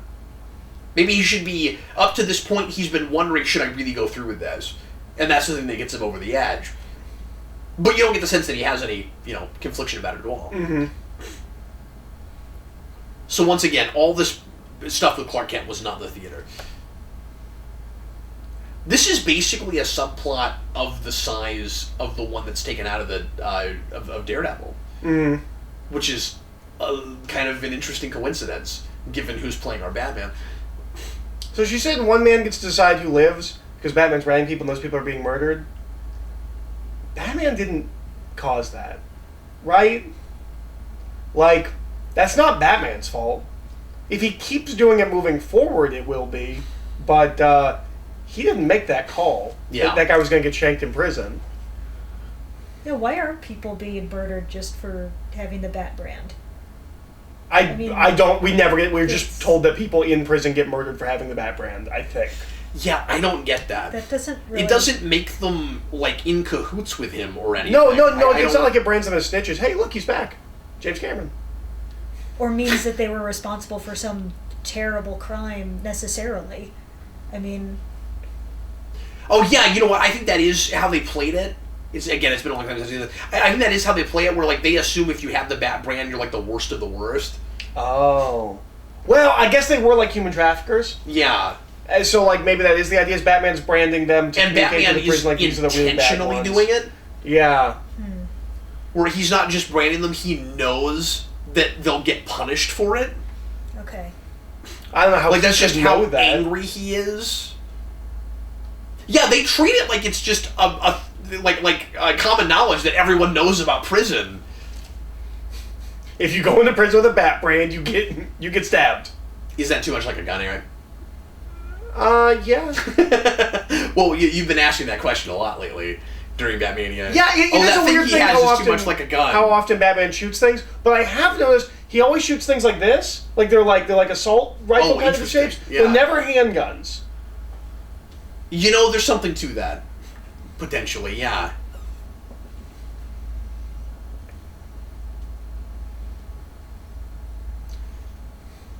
So I'm not suggesting we do this necessarily, Eric, but this and then Justice League would be a fascinating one to watch back to back, right? Yeah. Especially given the score in that movie and how far of a departure it is from what Hans Zimmer did, because it's just Elfman bringing back the Batman and Superman themes. Did I tell you about that? Mm-hmm. Justice League at the 11th hour is scored by Elfman, and he puts the '89 theme back in it. Really? And the Superman one. And the Superman theme, the John Williams theme, are both there. That's weird. Weirdly kind of subtle, and that's a really trepidatious, like... Not subtle as much as quiet.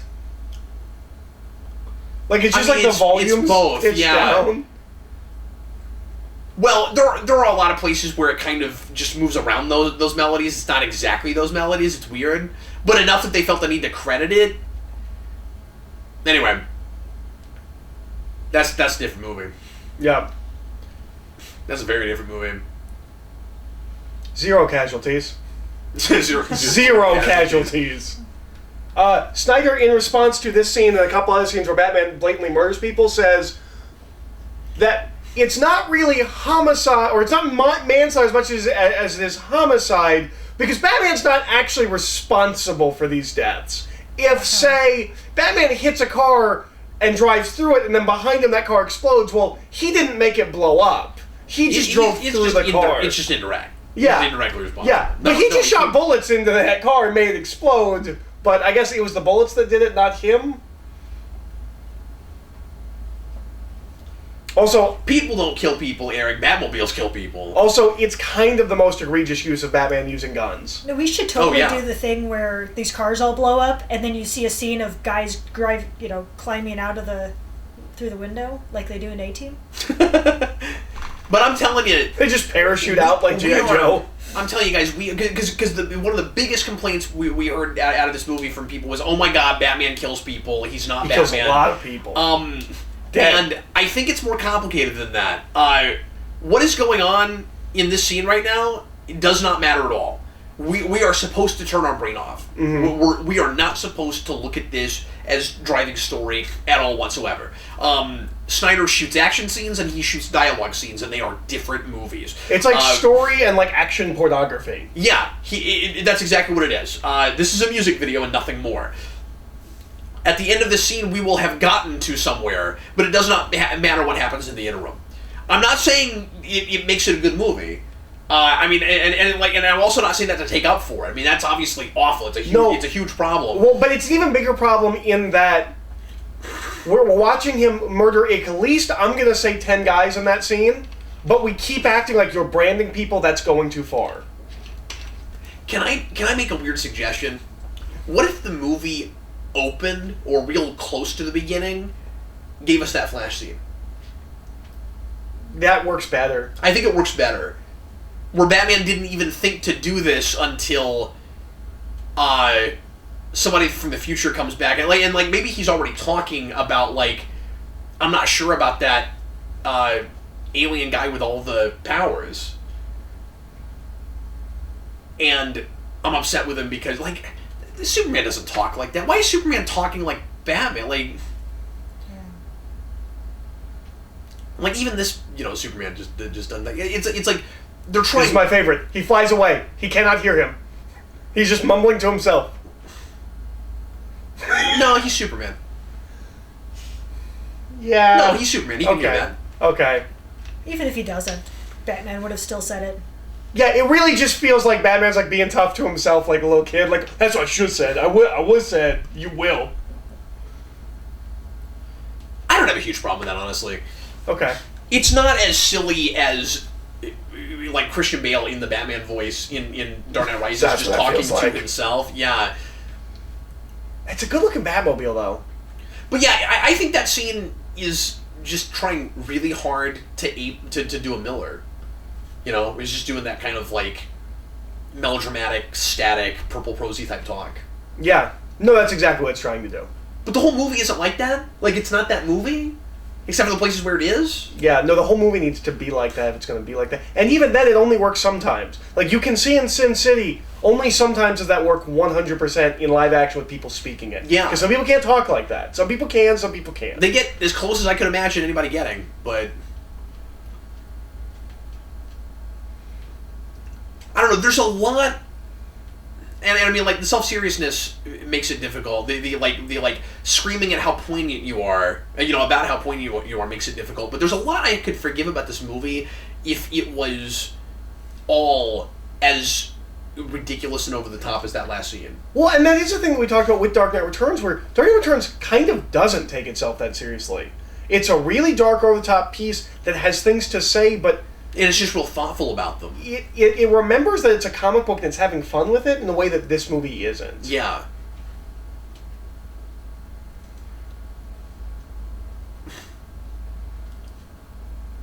It's just, I like the kind of surreal feeling I got from this movie, and I wanted it to consistently be that. There's a teaser for a completely different movie there where just that speech, I went to the desert, people died, keeps you awake, it should. And then like, the desert.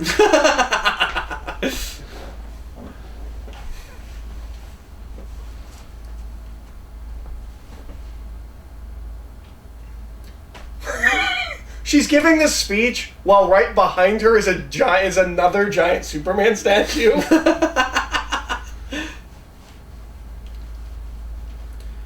Now, I don't understand why Superman hasn't before this come out and addressed people.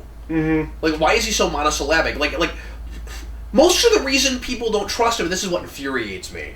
Because this is a thing where I guess they sort of know what their Superman is, but he's like this for no reason. We're like, okay, so bear with me for a second. We are pretending like he's more like, oh, this scene's really bad. Yeah. And hasn't she come out and talked bad about this scene? I don't know. I don't know that. These are the worst counts ever. Or don't. Whatever. You're not a killer, except that one time you destroyed half a city in a fight. You don't have any responsibilities or anything. I don't understand what we're supposed to get from that. And again, like, if I was more with the Superman and understood where he was coming from more, like, I might sort of appreciate that sentiment, maybe, but, like, so what I was going to say is, this is one of those places where weirdly on paper and in what we're looking at, it all lines up somehow, where you'd think it would be, they all talk about him like he's the Superman that we had in the comics, like Justice League does, but he's really monosyllabic and we never get anything from him. But then they do major plot points about how monosyllabic he is, and that's really weird, so that ends up not being the same thing as the action that doesn't actually fit the story that you're watching, because if he would just communicate, he could solve a lot of problems, right? Yeah, this is a Superman that's never given the Night with Superman interview. Yeah. Well, I think he sort of does that in Man of Steel, but... Or does he? I don't remember. I have not seen Man of Steel since... No, I guess not. I get, yeah, because that whole thing is what am I talking about? She knows the whole movie who he is, and he's hoping that she won't rat him out, and then she doesn't. Yeah, so he's never had that. And then she's supposed to be his symbol for the goodness of humanity because she doesn't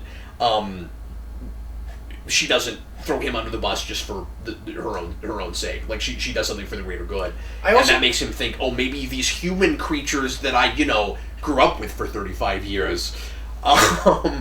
Maybe there's something okay with it. Maybe I can be more optimistic about them. Okay, so here's what's weird. She was there, and she says earlier that like she just wants to know what happened. Oh yeah. Why isn't she taking the stand? That scene at the beginning treats it like she wasn't there because she's like in that. Oh yeah, I never even thought about that. Yeah, why doesn't she take the stand and say, "Hey, I was there. I saw it."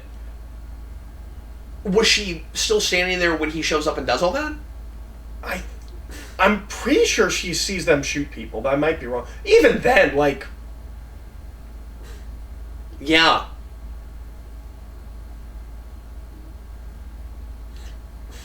Oh, and this makes no sense, too. And that doesn't make sense. It's weird, because Lex is drawn to him after he spray paints the statue, but then it seems like he's been stopping his mail. He has a paper trail. Yeah. He's been stacking up things about him. Not a paper trail, but he's been researching him for a long time.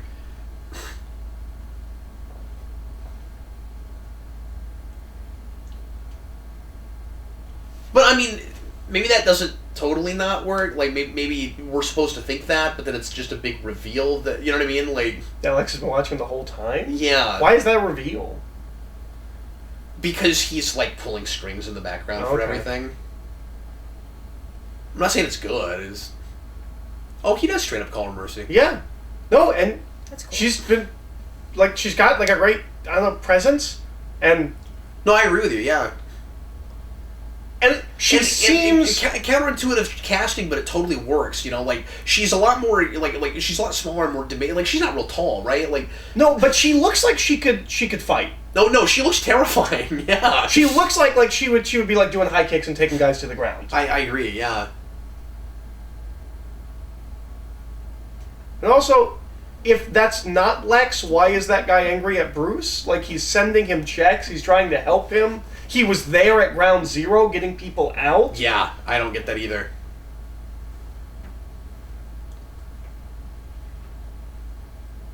I'm just going to have the most massive migraine when I finally sit down and rewind about this. Bruce Wayne equals blind. Yep. That's not true. I can say I don't even need glasses.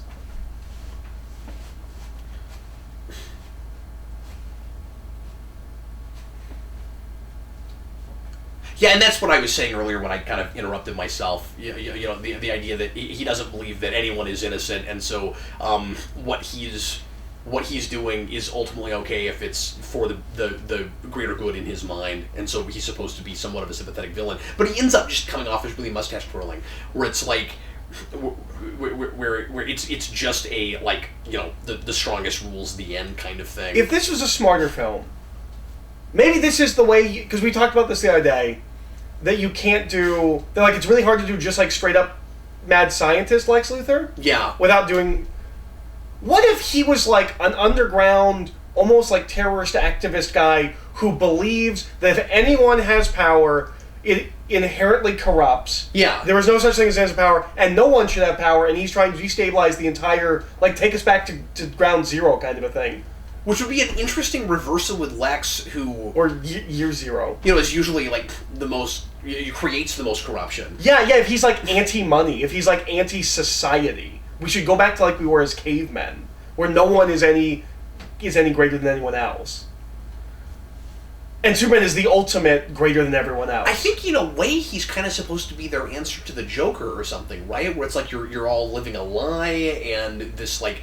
This civilized world you think you live in is really just run by like crony capitalists and like big business and in bed with government. But it doesn't work when he's a billionaire.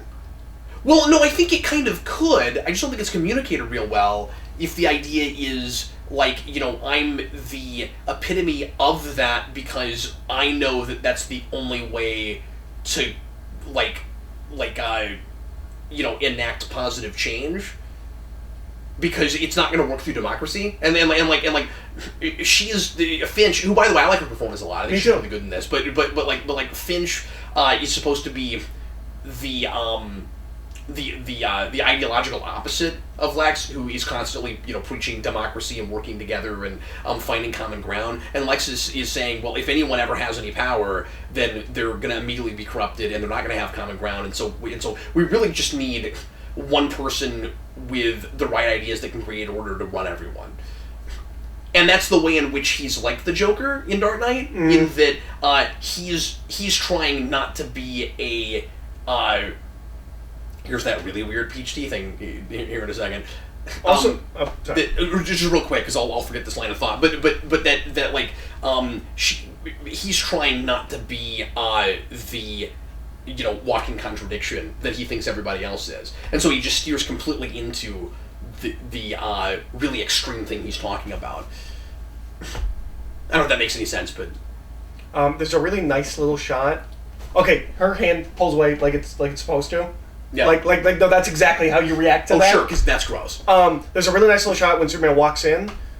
That I think is supposed to be like a real, like, human Superman thing, where, like, he opens the door. Like, he doesn't fly over that little door. He opens it. He doesn't have to. He walks in like a person. So Lex puts that there, intentionally wanting to tip her off that when this room explodes, I'm the one that did it, I guess. Yeah. There's a real good chance that she would have never noticed that. But also, this event was televised, yes? Yeah. Like, everyone saw that Superman didn't do that.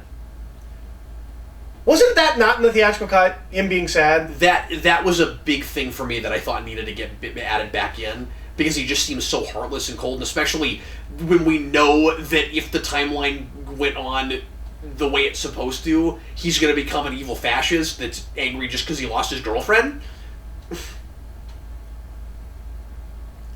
And also, that's real funny that Mercy's dead. People can blame him for it, for just getting involved at all. If you just stayed away from us, because you shouldn't be part of our... Which is always the big question with Superman, is like Batman but different. Like, does he cause more problems than he solves?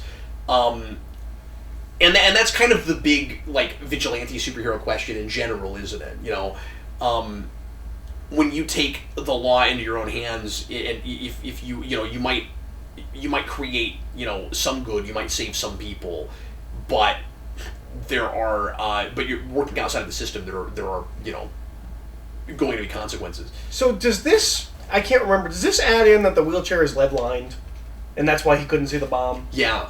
Okay. I think it does. That's still dumb.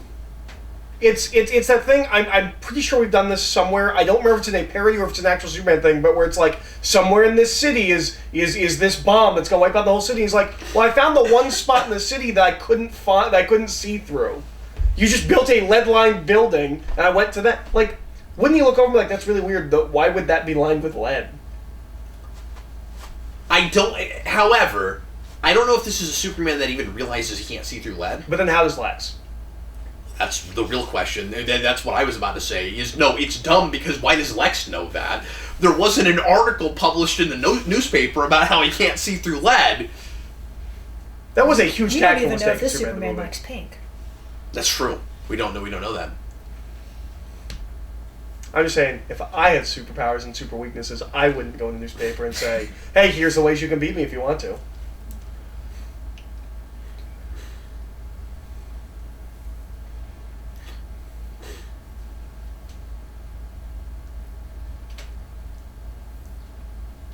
Yeah, where, again, what he should do is stop and talk to people.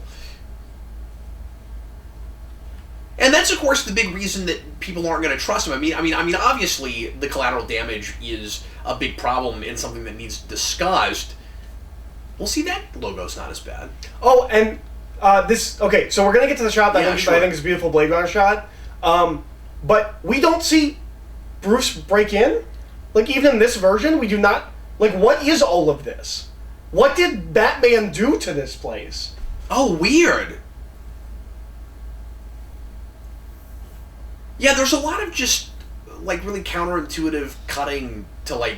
Oh, it's Superman. Oh, okay. Never mind. No, we know what's going on there. Okay. There's a deflated basketball. Yeah. There it is. Like, this is a Blade Runner shot here, right? Oh, I guess it just... Okay, no, it is two different logos. The one on the outside of the building is not the one inside. Yeah.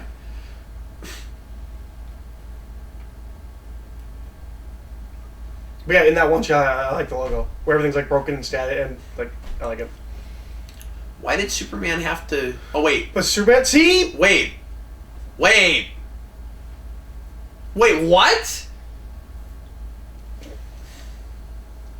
So they both showed up there? Or that was Batman coming to the ceiling and grabbing a guy, and it wasn't supposed to be Superman.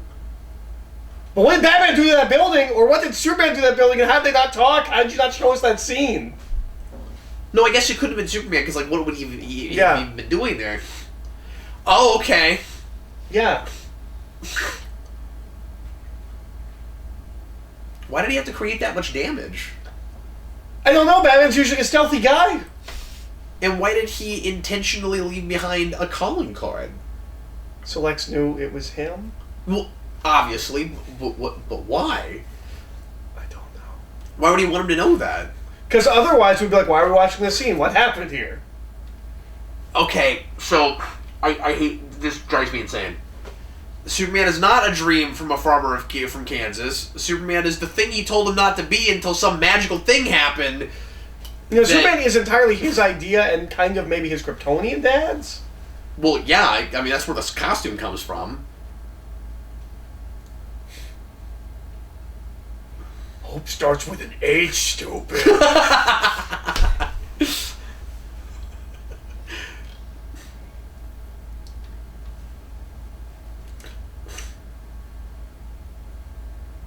But yeah, I mean, Jonathan had the whole dumb destiny thing where it was like, you know, yes, someday it's going to become, like, really clear what you're here to do, son, but that's not today, so don't be proactive or help people or anything, because it's too risky.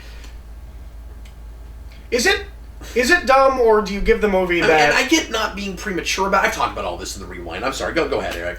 I'm spinning my wheels. Go ahead. Is it dumb, or do you give the movie that super advanced, like, technological technology, like bioorganic technology? No, I like technical technology. Go ahead. From a far off distant planet, can be fooled by him taking off Zod's fingerprints and putting it on his own. And do you buy that technology would be fooled by that? Even if that was, you'd think there'd be something else on the ship when you activate it. You know, it scans you. That would be able to tell that your biology was not Kryptonian at the very least. Like, no, it's really weird. And why not just take his whole hand? Like, wouldn't that be easier? We know that's what Lionel Luthor would do. Send me what? The hand.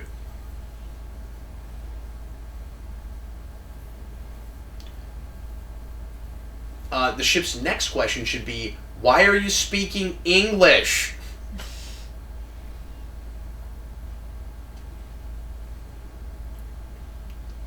Now, I will say, I like that this movie tries to be a direct sequel to Man of Steel. This is what we should be doing to work out. We should be hammering a tire. Okay. Let's make that happen. But no, you're right. And the whole There's thing... something about the exercise thing that people made fun of, like, really hard. It's because it's all tire-based. He's got tires here. You're later going to see him pulling a tire. It's because all of his exercise is tire-based. Is that now he's pushing tires. I mean, no, that is kind of funny, but I feel like there was something in particular that people acted like was just the dumbest thing in the world. Or just something about him having a shirt off in general. I forget what And now I think he's pulling a tire. It's all tire-based. Oh, we're getting a tire, Eric. This is going to be an hour of our day every day from now on. If you guys don't see as many videos, it's because we're out in the backyard working out with tires. But no. Sorry, go ahead. Well, and you have the whole thing with Zod about... Those aren't tires. How Superman never knows that it's Zod. I'll talk about that when we get toward the end. Okay. Yeah, no, that drives me insane. Doomsday is supposed to be a consequence of his rash actions and his not thinking about the people that he's affecting, even as, we're touting up hope and stuff. And yeah, he never finds out. So these are the Warner Brothers viral marketing videos that they never released to the internet? Yep. And then that's probably not what they actually are. You've always said that. No. But they should be. That, they look like they're viral marketing I know, videos. but sometimes you say those kinds of things because you've said them a whole bunch of times, and you're going to make people that have never heard that think that that's actually what they are. No, they're not viral marketing videos, but they're. These are the kinds of videos you put in viral marketing campaigns. No, that's absolutely right. Yeah, I just wanted to clarify. Yes. Sure. Yeah. Although I wouldn't be surprised if they were initially shot to be viral marketing videos.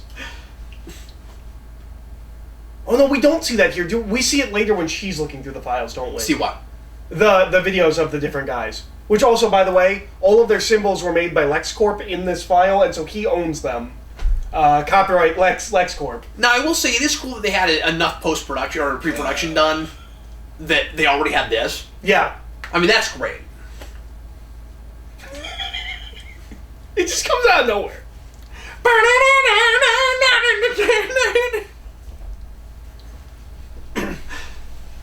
Why? You and Rasco both think that's the funniest thing in the universe. It comes out of nowhere. Anyway, it was funny in the first trailer for Wonder Woman 2, because it was like a normal score, and it's just like... And that's always out of nowhere. Yep. Always from Canada. Look, they brought back Michael Shannon just to be dead and in water. Is it actually Michael Shannon, or is it like a body mold? It might be a body mold, to be honest with you. I'm not but sure. They brought it back to mold his body. I can't tell. Looks like he's there. We don't know what the point of this is.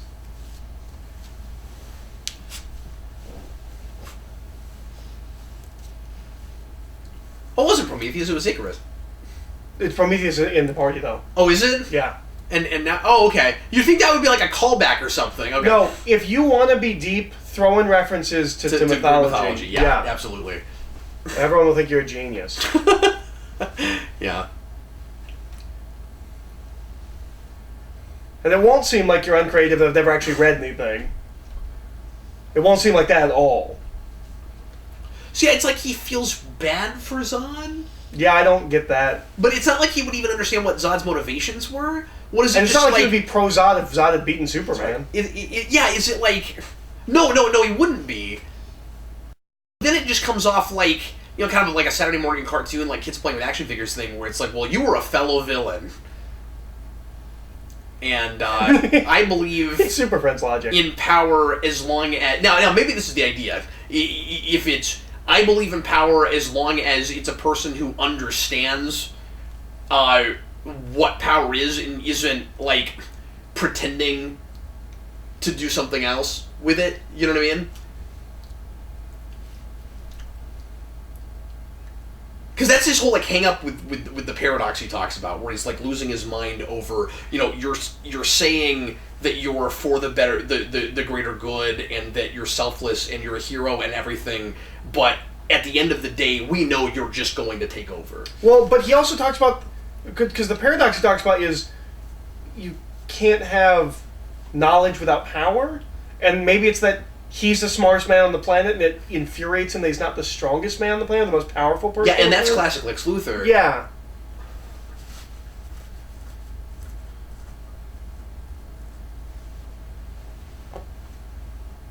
Why? Why would they think that? But the other there paradox is power is not innocent, and those are supposed to go together somehow.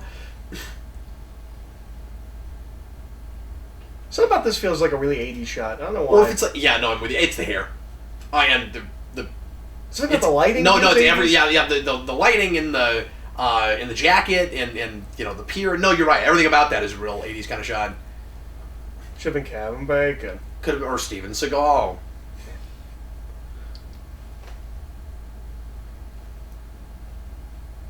Is that blood? Stop spinning. Let me just see what you're looking at. Why are we concealing things? Stop it. Where are we? It's got to be his apartment, right? Oh, I guess. That was my assumption.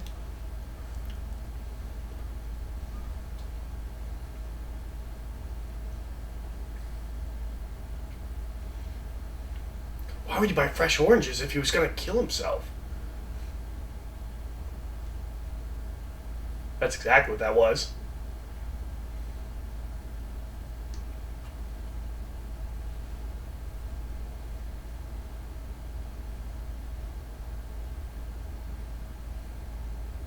Why?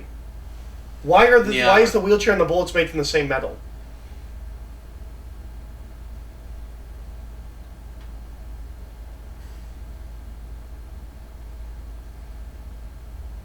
That's also a thing that has never been established before in these films.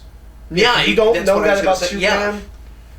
And that's one of those things like the Robin thing that's really problematic because it's based too much in prior knowledge that you would have. So this is going to be ridiculous, and no, I cannot explain this to you. Is he hallucinating? Is he like it's not a dream because he seems to actually be here? Is it just going on his brain? This is one of those TV things that drives me crazy, where we'll just have a dead person show up and start talking to someone. Like this is just a thing that we all experience. Who loses people experiences. Oh, he's also going to tell him, oh, I forgot about the story! Yeah, and, like, did he already know about the story? What is going on in the scene? This scene does give us hero pie, and for that I'm thankful.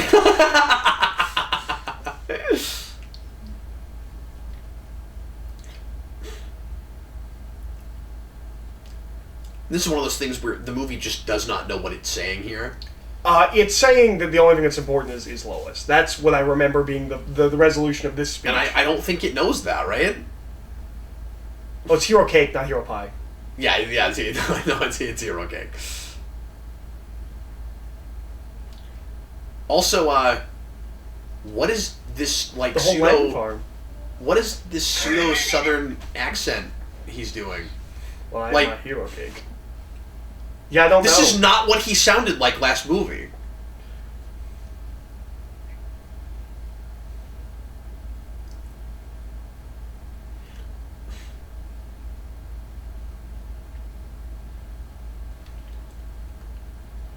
It's going to take 7 seasons for me to tell you that story.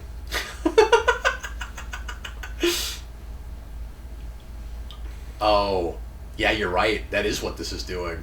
Yeah, the only thing you need in this world to be a sane person is a good woman. Like, having a person in your life who represents, compassion and overall, the overall, like, positive side of the human condition is fine. It's when you make that, when you're literally saying, that's my whole world. Well, and what's weird is tradition with Superman, Lois is the cynical of the two. Yeah. And almost, in a weird way, Superman grounds Lois. Yeah. It's a really good line. No, that's right. That's why that line works. Or that's why that relationship usually works so well.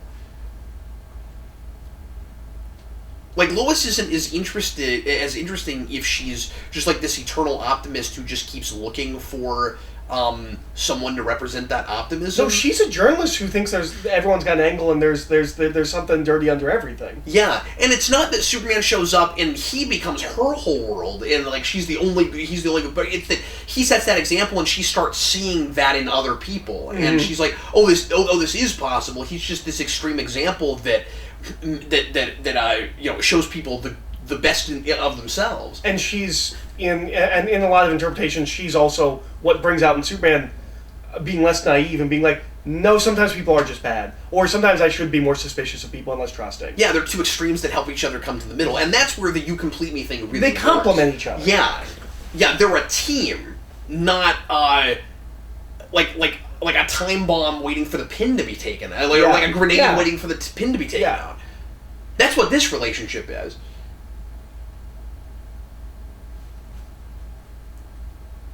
Yeah, I don't know. You're right. Yeah. Like, is it that... Is the whole thing supposed to be, like, people don't trust Superman, so he doesn't trust them, and so he just won't come out and talk to them about it? And that's part of that whole, like, trying to make Superman cool finally thing, isn't it? Where like he's got to be all angsty and broody because that's what we want. Like the problem is if we say, you know, if we have such a cynical view of the world where we say it's too silly to let people give. Speaking of silly, to let people give each other the benefit of the doubt. Just you can't make a Superman movie from that from that starting place. Now to say that we live in a world where most people don't do that. We need that movie where Superman comes in and shows them that they can and they should. Yeah. So let's check in with Sarah. How you feeling about this so far? Are we 2 hours down yet, or? We're in the third Feels act. like it, doesn't it? Oh. It's been really long getting to this part. Is it finally going to be Batman versus Superman? Yes. Okay. Yeah, but you didn't even want that in the first No, place. In about I like didn't, 15 more but, minutes. I Batman thought the has to movie stay on was this going to roof for about start a 15 couple minutes. hours It's going to be ago. a while. Okay, so I don't know how clear we made it before. Metropolis and Gotham are right next They're to twin each other. cities. They are twin cities. That's ridiculous. And so all through this movie, there have been scenes where it is actually a little bit tough, unless you're like making a chart or something to know which city you're in at which point. That's stupid. They're right next to each other. It's Okay. Minnesota. Yeah. Or I guess like St. Louis and East St. Louis, and Batman lives in East St. Louis. Yeah, except there's East water St. Louis in would between be- them. Well, the river. Oh yeah, okay. But Well, is there a river parting East St. Louis? East St. Louis is in Illinois.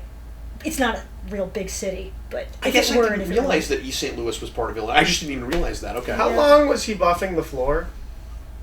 Because that's once I've again. been there. I just didn't KGB. realize. So it is like Kansas City, Missouri, and Kansas City, Kansas. I didn't realize that. Yeah. Bomb! X is in Bomb! the scene.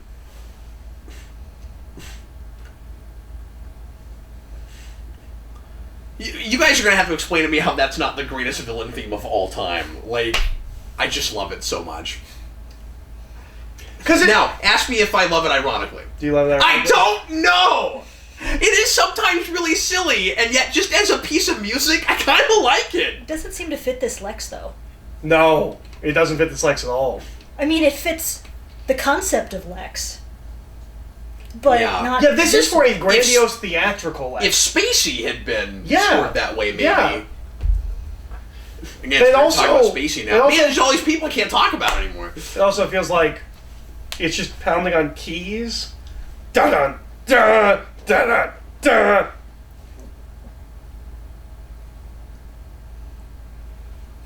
No one knows what that means. I don't know what that means. Yeah, I have no idea.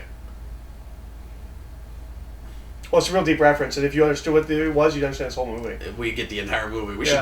should look into that. We should find out what that is. Bomb. That's horrifying. But no, it's like a requiem or something. Like, it's not just banging on keys; those are chords.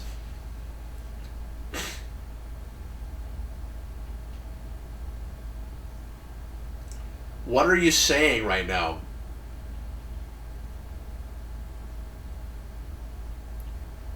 But the scene is filled with lines I want to love. Yeah, no. That's a three-line word for it. That's really good. That's a good Lex line.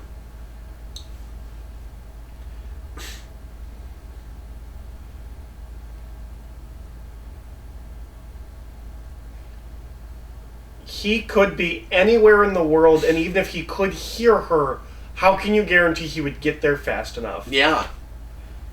This Lex does not know enough about Superman to try stuff like that. Mm-hmm. Now, maybe he doesn't care if she dies. Yeah, but if she dies, he's showing up and cracking his neck. Like, he's just killing... He's not even waiting to hear about his mom. Does Lex he's know just that? murdering him. Does he know that this person is his entire world? And He knows everything Superman else show about up, him. but no, that's true. He also knows he's Clark Kent. Like, he knows everything about But you're him, right. I imagine. He wouldn't want to take that risk because he might be risking the god that he is. Yeah, and saying philosophically, he he's thinks he gonna- has to be evil. Yeah, exactly. That's what I'm trying to say. Thank you. Boy, you saved some time with that interruption. Thanks, Eric.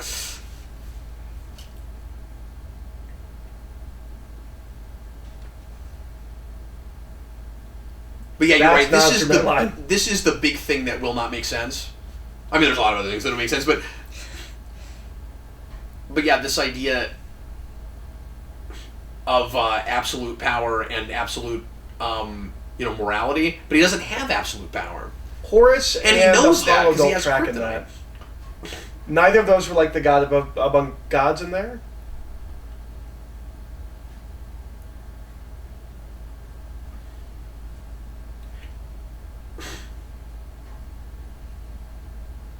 But Superman's not all powerful, so he could be all good.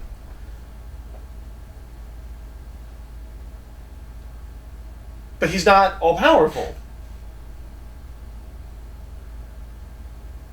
Yeah, but I guess the idea then is supposed to be, so I'll prove that you're not all powerful, and then you are all good. And what that means, right? But then that what means that like you can't actually save them like they think you can. I guess that's. I'm just not sure what the fraud he's trying to prove is. Is he trying to prove that he's not all powerful, or that he's not all good?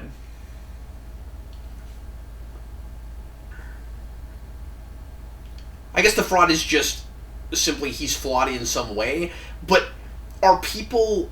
Here's the thing. Whole movie's about. Are the majority of people worshiping him as unto a god, or do they just think he might be able to help them in some way? That's why I don't know what those scenes those are the are extremes, but yeah.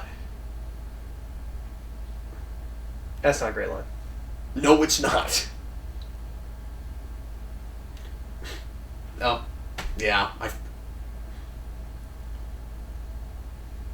Oh, yeah, okay. No, I knew that. It's been a while.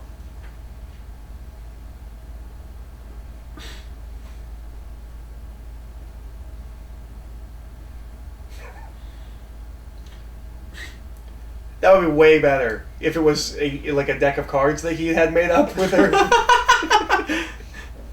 That's what Joker would have done. And he'd be like, you know what's great about playing cards? They're cheap.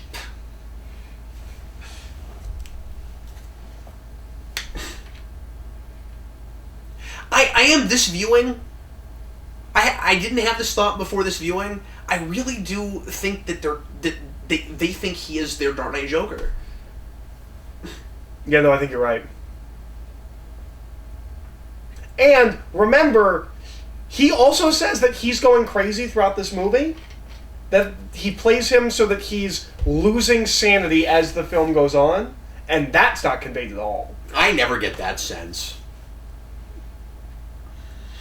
But I also think he said, what would be the impetus for that? What is it that's making him lose it more and more as he goes? Because we need to get the sense that he's doing things that he has never done before, that are like way over what, if he ever had a line, what his line might have been. But I also think someone pressed him about... I know. I was thinking someone pressed him about his performance. He's like, look, I did this a year and a half ago. I don't remember what I was thinking. So I'm not sure how much stake I can actually take in him saying that, but that's what he said he was doing. Well, what's funny is if you listen to Eisenberg in interviews, he's not that far and away from just what he's doing in this role. No. I don't mean he's a crazy person. I'm just saying that... No, but he's very neurotic. That's the word, yeah. He does seem pretty socially awkward, and he doesn't like having to talk off the cuff. Mm. And he's just not sure in the moment. Like, he has deer in the headlights a lot when you just put a camera on him. Mm. And doesn't know what he's going to say next. I mean, he is a great actor. I've seen him in many films where he's wonderful. I don't think he's bad in this. I just think he, like a lot of the actors in this, don't know what it is they're working with, and so they're trying to make some sense out of it.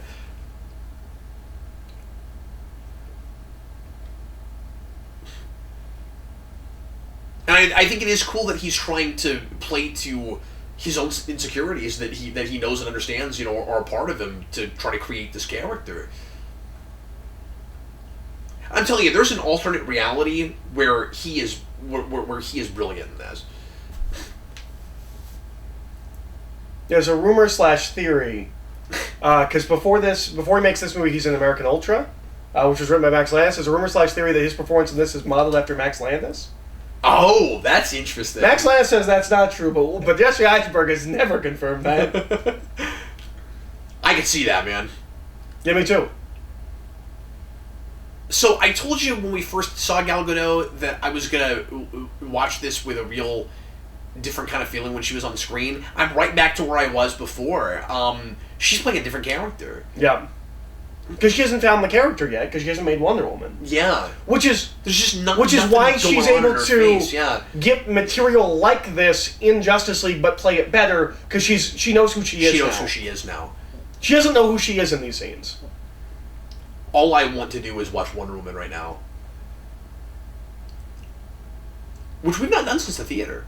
No. And I do want to go back to that. Here are the viral videos. Here they videos that should be the viral videos. This is how you get people hyped for Justice League or for this movie. This isn't a scene you put in your movie. Remember Batman still standing on the roof, by the way?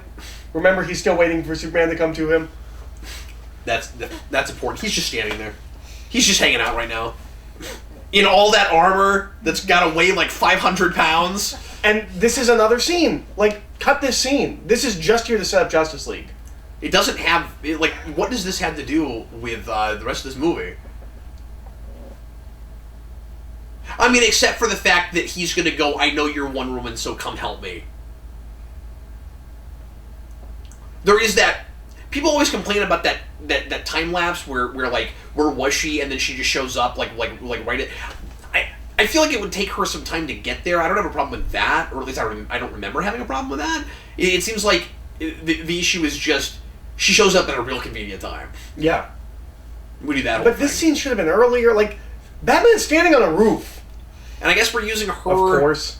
We're using her Amazon theme here just to, like, make the surveillance footage more exciting. Because it's all mysterious. It's just weird to hear one character's theme through all of this. Like, might have been better if each of these characters... Because it feels like we're trying to make watching videos epic. Okay, watch the Trident. Yeah. Because I'm pretty sure it's a trident, which he is given in Justice League. From Mira. That's what I remember. Yep, he has a trident. He gets that in maybe I'm wrong. Maybe I have to go back to Justice League, but I recall her giving him that trident. Maybe it's a different trident. He's also got, like, Atlantean bracelets that he doesn't have in that movie. Yeah, they just he don't doesn't know what live to in do with him Atlantis. Yeah, that shot does not know that he doesn't live in Atlantis. Once again, it is cool that they've already cast him.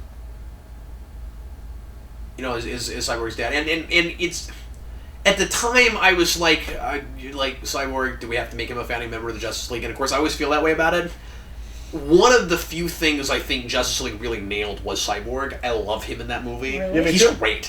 Yeah. Wow. I still am not okay with him being a founding member of Justice League, but me neither. He's good casting. He plays the role well. Like, he's got an okay character arc. Yeah. Even, I think. I mean, I think it's pretty good. He's pretty good in it. now all of this is nonsense if you know anything about the New Gods. This is not what Mother Boxes are, what they do. No, but at least it tracks with what they did in Justice League. I didn't even remember that. Yeah. Well, like, but look, also, we just did a character origin for a guy who's not even going to show up in this movie or matter. Like, but it also makes his dad seem worse because he just used this alien thing. He's like, I don't know, maybe this will do it. As opposed to, well, I make technology. I know how to save my son. couldn't you really easily do a cut where that scene is just, it is you, who are you, cut? Yeah. Yeah. He's still waiting! Like, it's not important that we know about these other metahumans. No, it's important to the DCEU. It is not important to this movie. You could just do a little Easter egg where it's like he's been doing research and he figured it out because he's looking for these other metahumans, and just like have the other logos there, or, you know, like have pictures of them. Like, that would be okay. So Superman shows up, says, I was wrong, listen to me. No conversation. We are not talking. Yep, we're not talking at all. And that's why these superhero fights are usually dumb. Yeah. Because you have one or both acting like a jerk and completely out of character in order to make it work. And what did he do that's now motivating him now more than ever? Like, this is the moment we have to fight. And it makes Batman seem like a complete moron because Lex has orchestrated all of this. Well, and it's also... He's not seeing the orchestration at all. He's also crazy, because remember, we start here but we end like 3 blocks over where he put the staff because he knew that's exactly how the fight was going to go. Now, it's really easy, like you said, to look at Batman is the bigger problem in this fight, where Superman shows up, he says something, and he's trying to explain himself, and Batman won't listen. There's nothing stopping Superman from just talking right now. It's true. All he has to do but now he's mad. Yeah, that's really dumb. Because as Cagliostro would say, he's playing right into his hands, into Lex's hand. All he has to do is say, look, Lex caused all this. He should never be attacking in this, right? He should just keep talking as Batman throws things at him. Yeah. That's what Superman would do. Yeah, I don't know why he's fighting Batman right now. Also, for someone that claims to love Dark Knight Returns and Miller... What is he mad about? Just the fact that he got hit? Yeah. Is that all he's mad about? That seems to be. Because here's the thing. So, you know what's missing with this whole thing? The other side of the ideological question, which is the way Batman operates. Mm-hmm. Except Superman, I guess, isn't that far away from him in this. Anyway, I'm sorry. Go ahead. So, like Snyder says he loves Dark Knight Returns, I'm convinced the man's never read it, has only flipped through it. But which you still got to do. In the fight in Dark Knight Returns, Superman's not punching him through buildings. Like, the first thing we saw was him go through a building. He just has enough armor and padding so he can fight him. Once he brings him down to his level, Batman just got knocked through a building. That armor's not going to protect him from being knocked through a building. He's just a guy. And of course, the only thing we're taking from Dark Knight Returns is the fact that they fight. I mean, the reasons are entirely different.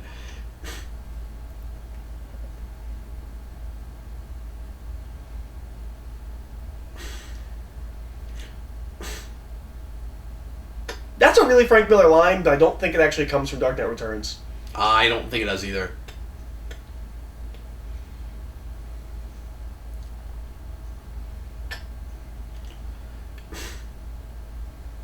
But right away, Superman should just be like, look, my mom got kidnapped. Like, either help me out or go away. I'm not going to fight you. Just say he has my mom. He immediately becomes more sympathetic if he just says, I'm not going to fight you. Yeah, if Superman was like, being pacifistic through this whole fight...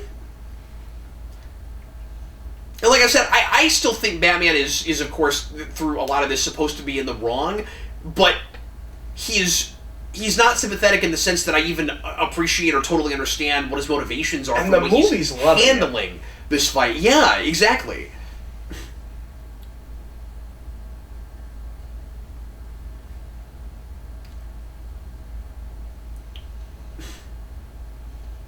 And this is the problem with trying to actually further your story in a scene that is, like you said, like action pornography.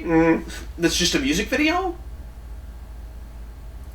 It wants us to turn our brain off and simultaneously watch story progressing. Yep. Is that the real problem with all this? Yeah, I think so.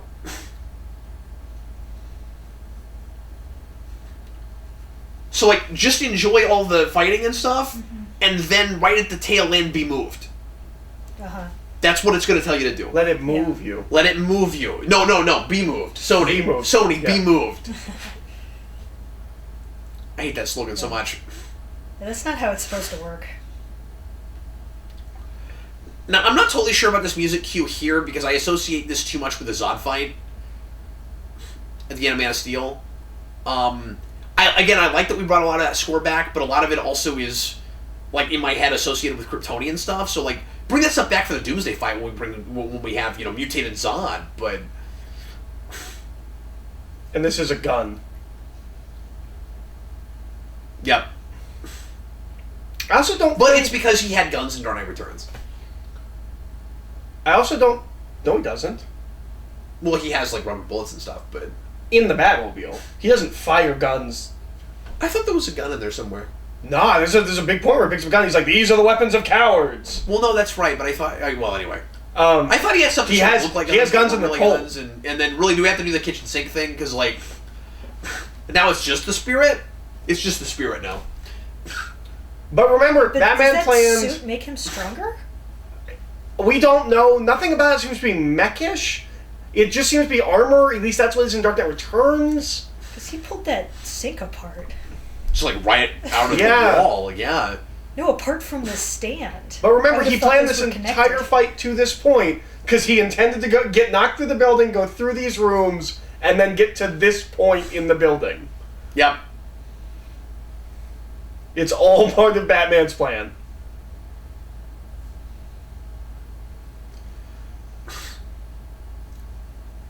I think that's what pain feels like.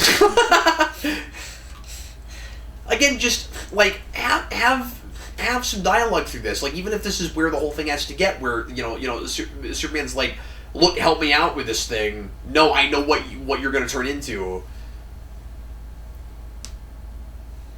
It's not that hard to make me buy all of this, at least to some degree. Well, I think part of the problem is right now it's just an injustice fight. Most Batman-Superman stories don't end with a Batman-Superman fight. They start with that one. Yeah. If you're structuring a Batman and Superman story, you don't tend to open the third act with a fight between them. You tend to close the first act. You do if you call it Batman versus Superman, which is why that title freaked a lot of people out. No, it should be Batman versus Superman, the whole movie, and then they team up against Lex Luthor at the end. Yeah, and not just a big giant fight through the whole thing, like an ideological exactly, that's what I was expecting. Argument. Oh, were you still actually thinking that that's what might happen in this movie? Yeah. Oh, wow. I like that idea. Say that again. Yeah, I'm sorry, go ahead. That his parents had taught him that the world only makes sense if you force it to. Yeah. That's a good Batman line. Yeah, but it comes from somewhere. And that's also a good Batman-Superman idea. But the world only makes sense if you force it to. Isn't that Dark Knight Returns? Maybe. I'm pretty sure it is. We've been reading and watching a lot of Batman. Of course that would be in Dark Knight Returns. Because it's a good line in this movie. I'm pretty sure that's Dark Knight Returns. That's one of the lines that stood out to me even before this movie.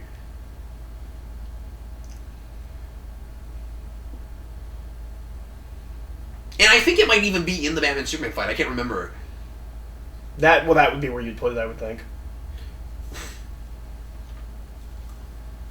And then the problem is, I don't like that I'm agreeing with Batman in this scene. With what he said just now.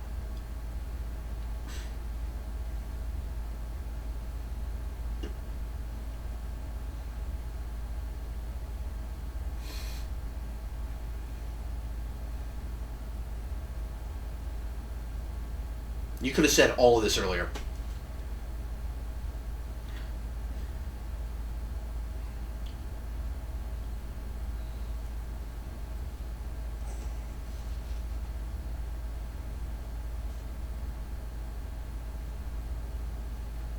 Okay, so do we need to replay this much of the scene? Well, and I was going to say, I'll go back on something I said earlier.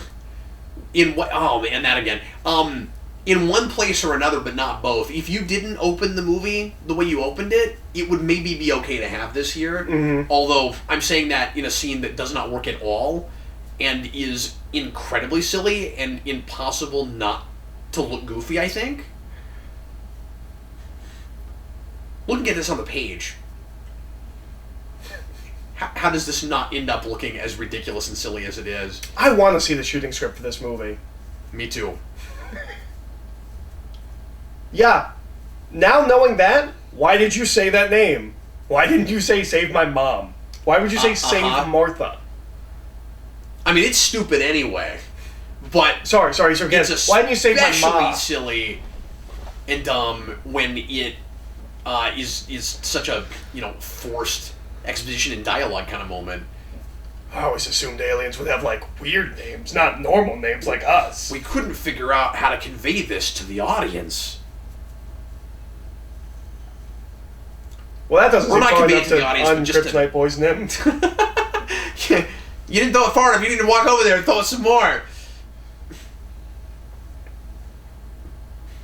Is there a Godzilla in there? Yeah, so the way they finally come together and find common ground, Sarah, is because they find out their moms have the same name. That's so poignant. And in the theater, I found myself going real early on, maybe because they mentioned her name at the beginning, or are they going to actually mention the fact that they have the same name? Because I always thought that was kind of interesting, and it never came up anywhere. And they just think they're geniuses for realizing it and making it this giant plot point. The helmet makes him look like a dwarf. Like from Lord of the Rings. It looks fine until it breaks, and then he looks silly.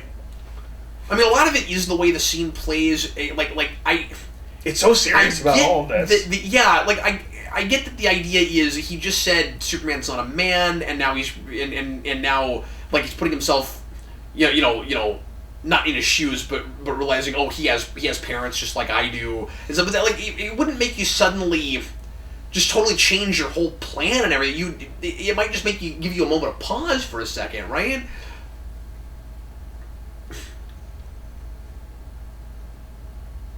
I agree with that, but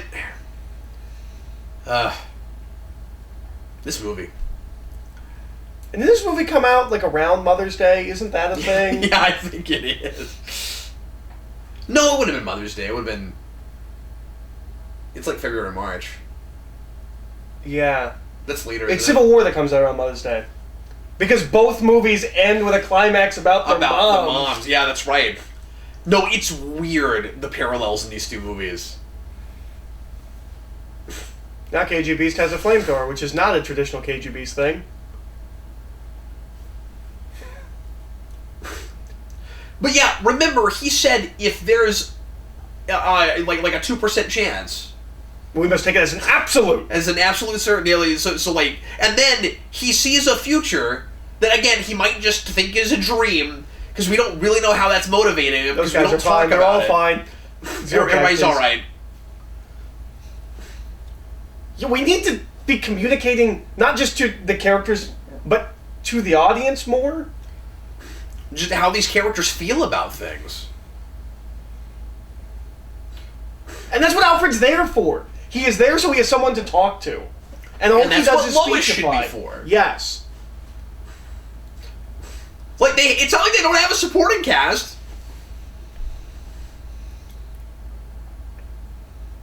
It's not a bad looking Batwing, but I don't love it. No, I don't love the Batwing either. But I remember that shot in the trailer and going, "Oh my god, the action in this is going to look like the Arkham games." And, well, this whole scene is an Arkham. And it's really cool. What it looks like, what he does is horrendous, but.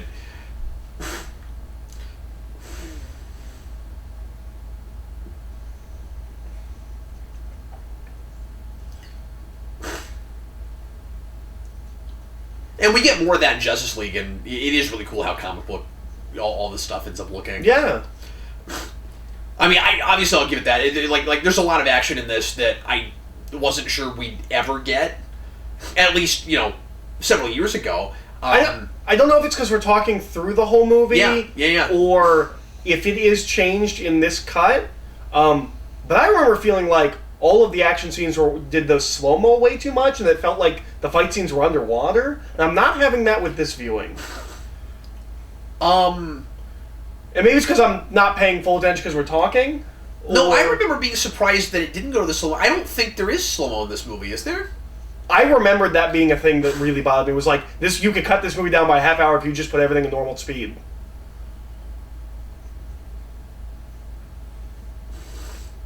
Why didn't that box break? Well, because it seemed like Man of Steel, they tried to kind of get away from that because of the complaints with Watchmen. I remember and there were really places where I kind of this. wanted them to slow it down because it was too fast and I couldn't tell what was going on. I don't think there's a lot of slow-mo in the actual action scenes. We've had some slow motion in like with what Watchmen does, where we try to make things kind of look like panels or comic covers. Mm-hmm. Like that scene that you're weirded out by in Mexico. Yeah. No, I remember in the action scenes being like, can we just do this at normal speed because this is taking too long? Really? Yeah, but I'm not having that. I don't know if they changed it in the Ultimate Edition think they changed if I'm just having a different experience this time. Because I'm not sitting in the theater being like... Because we should talk about this. One of the things that we had heard before this came out was that it was a really different cut. Like, things were reorganized or something, and it's really just like the Daredevil Director's Cut stuff. Well, no, actually, we thought it would be more like that, right? Because that is actually like a different movie in a lot of ways. Mm-hmm. There's like totally different things that happen. This is just a subplot that's added and some scenes that are put back in. Mm-hmm. Some of them are very important scenes, but... No, absolutely. It's not like a different movie. But remember, the big talking point was, all you BVS detractors, when you see the real version, you'll be won over by it.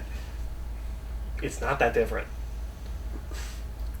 Well, certainly the major plot points and motivations are all the same, or lack thereof. So this is the scene from BVS that he rips off and completely misunderstands the point of the scene. Sorry, from Dark Knight Returns.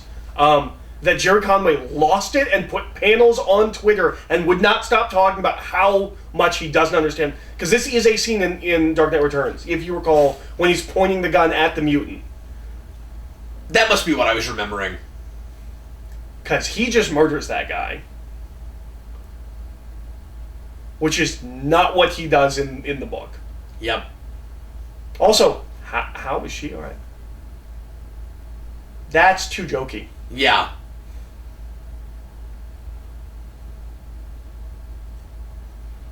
That works in like a Sam Raimi movie or like... This, but yeah, or, more lighthearted movie that works in Justice League. Yeah. Like that works in a movie that does not think it's the most important film that's ever been made. And in a world where these are not the only two superheroes so far. Mm-hmm. Like, really, if we have, like, Green Lantern and stuff all over the place, that's fine. No, that works in Avengers, or, that would have worked in Ant-Man. I wish there was there was a little bit of consistency to Lex's, like, literary references and things. He kind of just cribs from everything. Mm-hmm. I find it distracting. Although I get that he's supposed to be kind of all over the place. So maybe that's why we're doing that.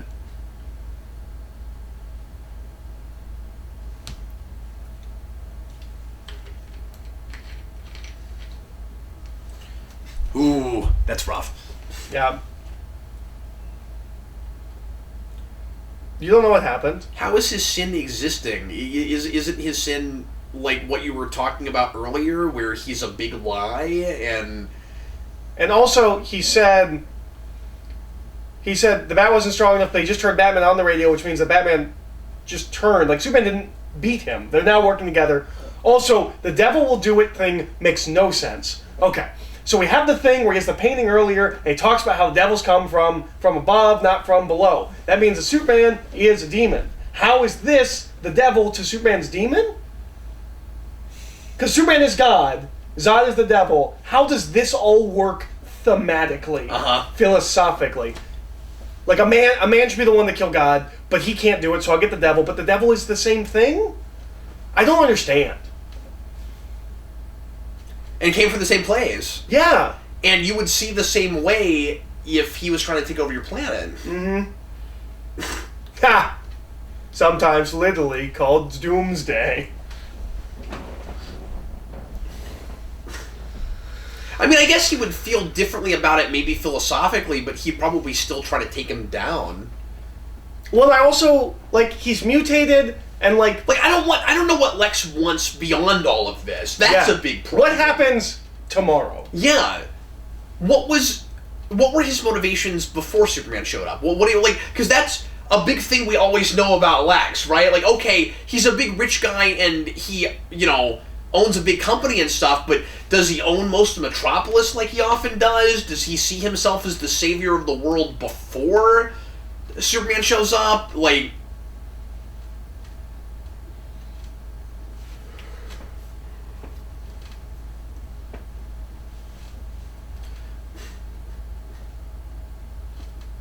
so once again, he creates Doomsday out of Zod's DNA, which is an idea that they gave us in the trailers way too early, and it looks horrible. Yeah. And they also came out and was like, no, that's not all that's in this movie. Don't worry. Doomsday is not the big final villain. When everyone's pissed that we... Yeah, because it's the coolest idea on paper in the movie that Superman's gonna have to face head-on the consequences of his rash actions at the end of Man of Steel. But they don't realize that that's the idea they hit on? Yeah, apparently not. Where like, it should just be a big responsibility lesson. And that's what Batman kind of, has to teach him. But also maybe at the same time learn that in trying to stop Superman and not give him the benefit of the doubt and being so paranoid that he's become the thing that much more than Superman, that he's afraid Superman might be. That's what this should be about. Just working with what they have in the Foundation, at the beginning. And then Doomsday is the personification of his lack of responsibility and his acting, like just, a god among men. But not only do they not seem to realize, to get that, but part of why they don't seem to get that is, like I said earlier, Superman is never going to know that Doomsday is Zod. They never come out and tell him that. In any way. Oh yeah, so getting the email is not what makes her go. We don't need that scene at all. No, we still do. Why? Because that's why she's on a plane in the first place.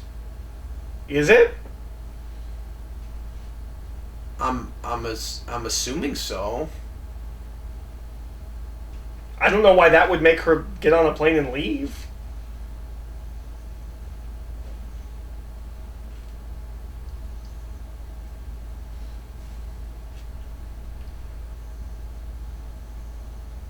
Yeah, because I guess he doesn't tell her to come help, does he? And he also doesn't say, I'm going to come after you. I'm going to make sure everyone knows. He's not threatening her. He's just curious. Yeah, but that still might be enough to get her to come see him anyway. I still don't think you need that scene. I think she can just be on a plane. Yeah, no, as long as she's in this movie. It's really just there as an excuse to tack the Justice League stuff on, which is really lazy and takes you out and is. Did you see how cool she was not communicating with that person that was just trying to do their job and figure out what's going on? Yeah, it's pretty cool. Lack of communication is really also, cool. How many? Is that what this movie's about? The lack of communication is cool? But it also creates all the problems. But then, that's the big contradiction throughout this movie, where this is a thing that's really cool, but it's also really bad. Also, how many planes just run the news while you're sitting on the plane? Like, that's a big thing in airports. On the plane? Where you get, real-time news? Yeah. Yeah, if you brought your own laptop or something. But that's not what she was doing. It looked like that was what everyone was watching. No, I know. That's what everybody was watching. Yeah, that's true. I've never been on a plane that does that. Have her sitting on an airport. Or sitting on an airport. In an airport. Because, a lot of planes, you can watch movies and stuff on your own screen now, but they're not going to have live feeds to the news. I hadn't thought of that. That's true. Again, yeah, kind of nitpicky if this movie is exactly what you're saying. Well, no, I was going to say a thing you could get away with more with, if this movie didn't take itself so seriously and it's a heightened reality and... It wasn't trying to be all real-worldy with, every talking head you're familiar with in the news. They got everybody in this. Yeah, there's a bit in Kill Bill where she goes on a plane with a sword, and all of the, if you look closely, there's a spot for swords on that plane. That's awesome. Because that's the world that movie exists in. But that's great, yeah. Again, you just need internal logic. You just need it to be believable within the world you're watching. At no point in this movie or very few points in this movie, I should say, do I really feel like I'm not watching a thing that's being made for consumption. Mm-hmm. That's trying to find that magic formula to make everybody happy. I don't feel like I'm getting lost in a world that's really in a story that's really unfolding. Oh, is that the girl who at the end of Man of Steel says he's really hot? I think so. Who works for? I think that's who that is. Yeah. Also, there was a girl in the office role that I'm pretty sure is Jenny. Oh, interesting. But yes, so far, I haven't been super looking, but I do not think we've seen the Daily Planet. No, I don't think we ever saw the building. Isn't that weird? And why does he keep evolving? Why do we have to start him as not looking like Doomsday? And what's this lightning stuff? Electrical thing and... Yeah. What exactly did we even do to Zod's DNA? As far as we know, we just added Luthor Lex's blood. Yeah. So... And I don't get thematically what exactly we're doing with that, except just power on top of power. Yeah, I don't know what the blood thing is, but the computer says to him something, and this is Dark Knight Returns. Oh yeah, that's right. The computer says something to Lex about an ancient abomination. It's not abomination. It's distinctly not abomination. Yeah. But an ancient abomination use that that word. Kryptonians... No, they don't. They very specifically do No, not. that word has shown up somewhere in this movie, though. Oh, okay. And I thought it was in that context But specifically. it's like an ancient abomination of science that the Kryptonians created, and so he's going to use it. That's what... No, and it's ridiculous because it's, if memory serves, it's the same visual effects artist who came up with Abomination, just kind of reusing it. It's what it looks like. Although I read that somewhere. I don't know if I'm right about it. I actually think Abomination, and having watched that last year, Abomination looks better than this. But some of that is because you're comparing it to what Doomsday actually looks like, and it's nothing like Doomsday. And I mean, it's nothing like disappointing, Abomination either, though. No, that's true. Well, yeah, but I don't know how many people are going to care as much about getting that look right as they would Doomsday. It's like... This tire. What is the tire thing? I never really thought about that. And why would you put your camera behind the tire? I think that should be the name of the sequel to this movie. Is Back to the Kryptonite. Okay, so Batman has no idea what's going on, but he knows that a kryptonite spear will stop him. And he's like, "Oh no, it's back in Gotham, right over there." Yeah, it's kind of immaterial what landmass we're on when those cities are that close together. I'm kind of offended by how much imagery we have cribbed from Dark Knight Returns because now no one can make that movie. Yeah, well, and also the other big story that I love that we're gonna... Yeah. That I don't want to talk too much about yet. Yeah. Well, we can't make that movie ever either. Or we can't make it for a while. Yeah. And that really hurts my feelings. And was the thing that even though this movie had no emotional resonance really for me whatsoever, except superficially with visuals and stuff, I did tear up at the end, and then realized I'm not crying for these characters. You're crying for your childhood. I don't want to do that whole thing. You know what I mean? Like No. It ruined my childhood thing. No, like, no. I don't mean ruined your childhood. I mean like you're crying because it reminds you of your childhood. That one moment is what I always wanted to see. Yeah. She got in that costume real fast. Yep. That was a big thing for me from the trailer to the film, is that it looked like she stopped it with the shield. I'm like, wouldn't it be cool if she did it with her gauntlets? And she does do it with her gauntlets in the movie. Yep.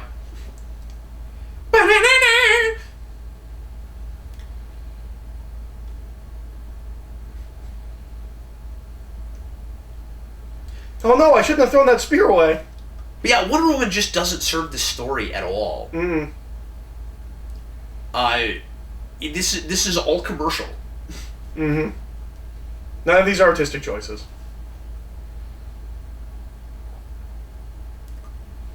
No, and I'm always really impressed when smart business choices are made in a story-driven way, because I've always said we can do both. Mm-hmm.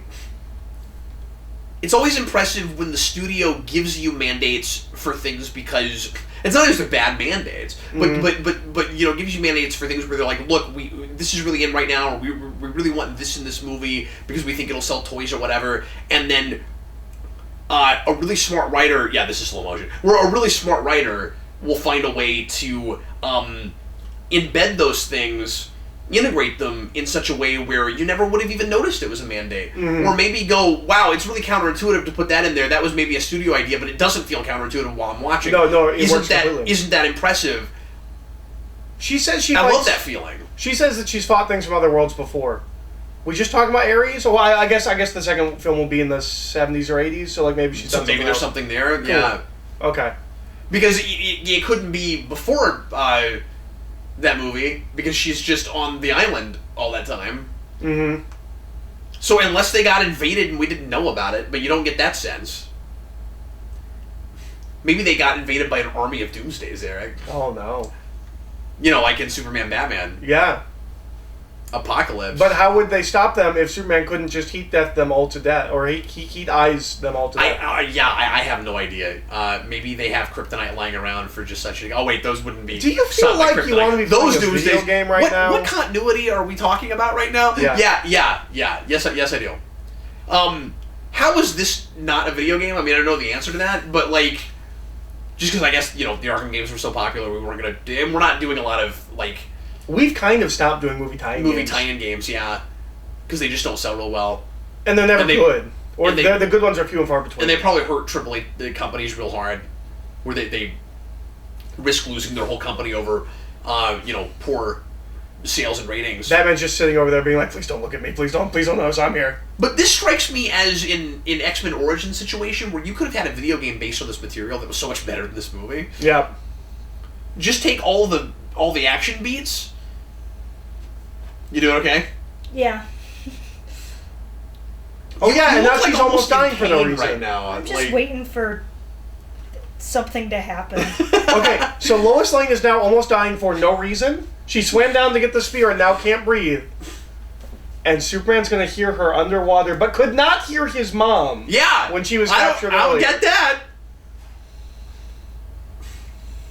Whoosh. Oh no. The world is not as important as Lois You are Lane. right about what you said earlier.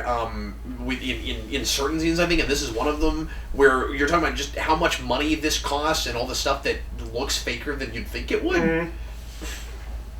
This movie is also more expensive than The Incredible Hulk. By a lot. No, this movie cost an inordinate sum. And just shy of a decade later.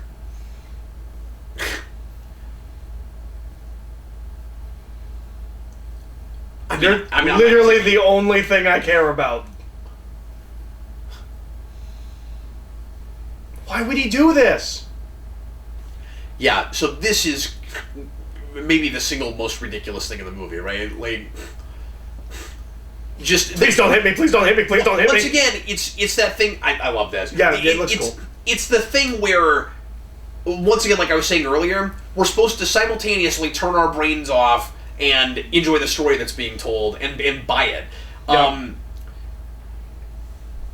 Just hand it off to Wonder Woman. I know we've said this 100 times, but just hand it off. Also, did we miss the point where we have Alfred say that all of these buildings are abandoned? I think we did miss that. Okay.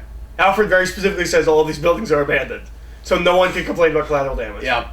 Or maybe he says it later. But I feel like that would have happened by now. Why? You just went through all of this to get it. Walk it over there. Throwing it away from Clark. Yeah, right now she's just throwing it away from Clark so that he doesn't get sick.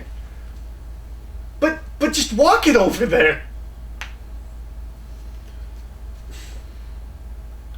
You just almost lost it. I also still don't know how they know because he doesn't. Space would Well, no, he doesn't know that he's Zod. Batman doesn't know he's. How does anyone know Kryptonite Spear will stop him? Yeah. Why do they think that's the magic lance? Like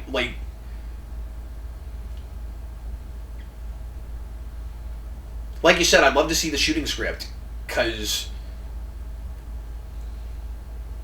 how from Terrio would it be that baffling on paper, even? Yeah, there's no way that these are the words Terrio wrote, right? Well, there's no way that this is entirely the progression of scenes and stuff. Like, that is the thematic crux of this movie. And I forgot how often that was said, Eric. Like one of the major, and there's too many of them, but one of the major repeated lines in this is "You are my world." Yeah. Now, no, just throw the Spirit of Wonder Woman right now. That's... So when we do this with Superman, we're going to have not gotten him past the place at all where he might turn fascist within the right circumstances, right? I know we and just lose his mind. I know we've already had a whole movie of it. The Lasso of Truth still looks really cool. It does. Why is he doing this? Yo, give it to Wonder Woman. And also, what are the rules with kryptonite? Yeah, I don't know. Why is he able to fly that long with it? Let go now. Well, in this movie so far, it seems like it doesn't bother him unless, like, it physically touches him. But we haven't seen. Oh yeah, I don't know if that's actually the rules. Yeah. Because with Batman, he has to either inhale it or have it shot into him, or. Well, but it made him weak when he swam down and got it. Yeah. She had to throw it away from him. But I didn't know if that was maybe it, like, bits of it got into the water or something. Yeah, I don't know. I don't know. Yeah. I like this music cue a lot.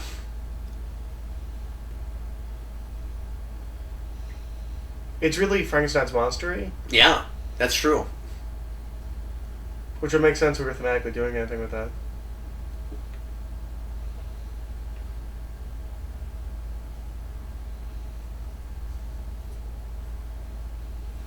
Zimmer, this would be another good place where No, obviously the death of Superman is when you do the bomb, bomb, bomb, bomb. Because that's where I would want that in the Lex trailer wins. for the Death of Superman movie. Like that's when the logo comes up. Bomb. She is nothing in this movie. This is not a going back and like, oh, I see what I was missing. No, she's no, nothing and I in kind this of thought I movie. might have that. Me too. No, she doesn't need to be in this movie. She's not good in this movie. It's not her fault. No, she hasn't, because she totally finds it when she actually gets to. Because you know that there's nothing. Sorry, go ahead. There's nothing in the script, and there was no direction for who Wonder Woman is as a character. She's like, you know who Wonder Woman is, just do it. She's in this movie, just do it. You're a strong female character. That's your motivation. Go. All right.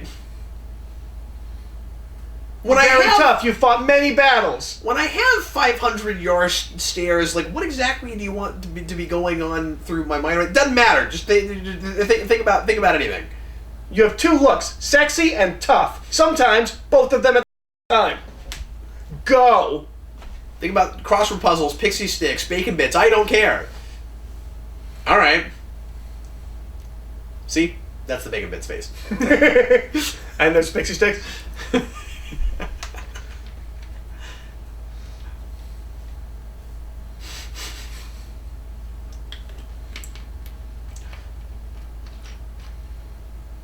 Anybody getting any feels right now? You did. Yeah, right now, at the moment, at this very moment. Well, I've seen it before. I mean, congratulations. That one's crossword Sudoku. Puzzles. No, no, you're right. That's clearly Sudoku. That's right. I was just waiting to be able to say that. I was winding up for the pitch. But I mean, like, you know, congratulations, Batman. You just stopped an evil despot from taking over the world. Like, that's what really has happened. Like, until you get to Justice League. And also, if you hadn't made that spear, we would not have been able to kill Doomsday.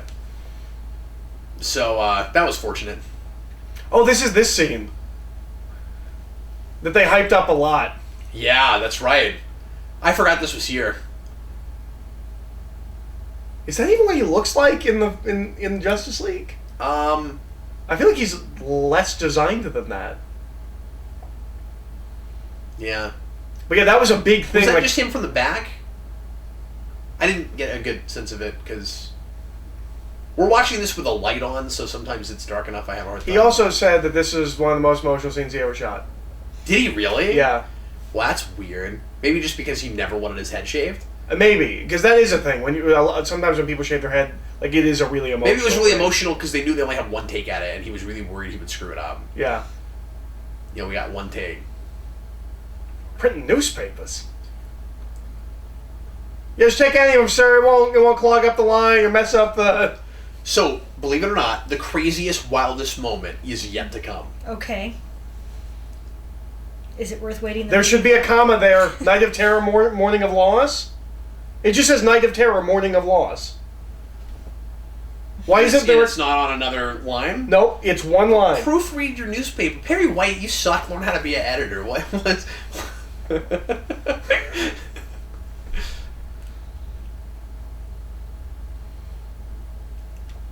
Yeah, we built the Superman statue before he died.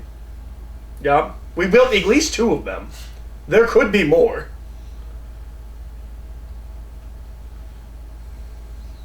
Yeah, but who would have built a Superman statue after that Doomsday fight for that Superman? Yeah, but who would have built one Who for would have built one this after Superman he got before? all those people killed, apparently, in all those buildings from last movie?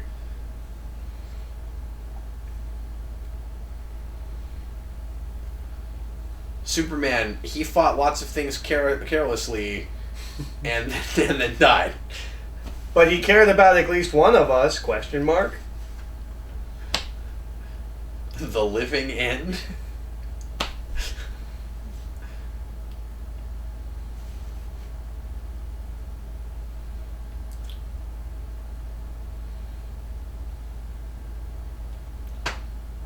Man, am I embarrassed for ever, like, having tears and choking up at this. So I should mention... There's his dad, the inspiring figure. Right, that told him a story in his mind that he maybe never knew before. I don't know what's going on in that scene. But he did learn that the only thing that's important in the entire world is having a woman. So I know some folks in the comments are liable to bring this up. I have a reputation for loving this movie and then immediately not liking it because I talked to people who didn't like it. And apparently, I am, like, really easily swayed by, like, a single conversation. I just want to go on record one more time and say that's not really what happened. I was moved by superficial things and visuals and stuff on this first watch, and it just doesn't hold up on a second watch. And, like, 10 minutes after seeing it, coming back and doing a video, I didn't know how I felt about it at all. Like, I didn't even want to do that video. I didn't know how to talk about it. And so I wasn't ready to say, like, I hate this movie because I was just, like, dumbfounded. It's just one of the most baffling things I've ever seen. Even more so in the theater. But all the things I loved in the theater are all the things I still love. It's just not a good story. It's not an effectively made film. I mean told story. But and even as inconsistent. And I feel like I picked up more on this viewing, where, like, you know, all the really, like, heightened, stylized stuff that I love about this movie, it's not throughout it entire, right? Like it's a little. It's mostly in the third act, yeah, and in dreams. That's not what the whole movie looks like, though.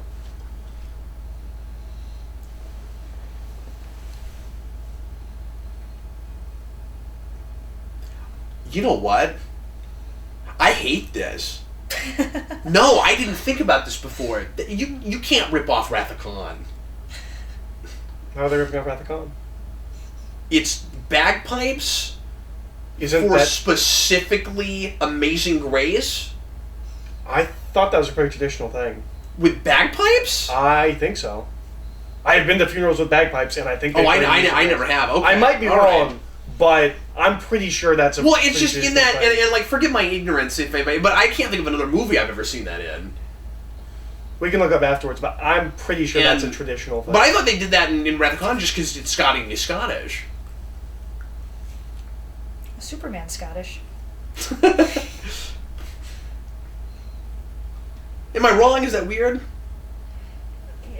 Yeah, I don't know. I wouldn't have thought of it, but... Well, I didn't think of it until just now. Yeah, again, forgive my ignorance. Maybe that's not anything like a fair complaint. It's just... That's a scene that gets me every time. And I, associate this real hard with the Wrath of Khan. That might just be a me thing, but...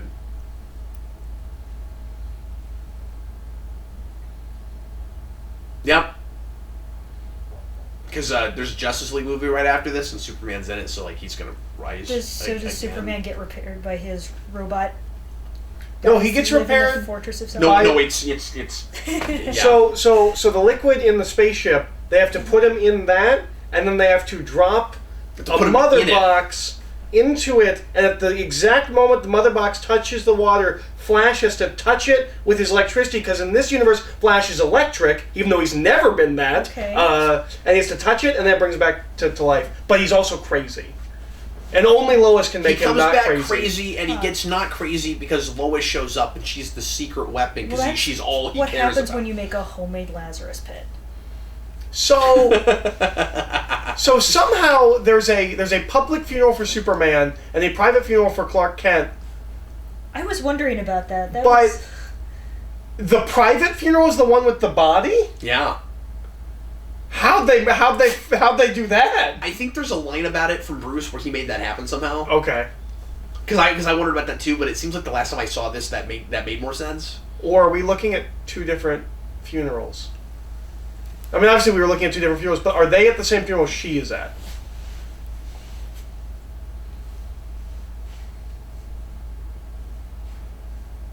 Yeah, okay. Yeah.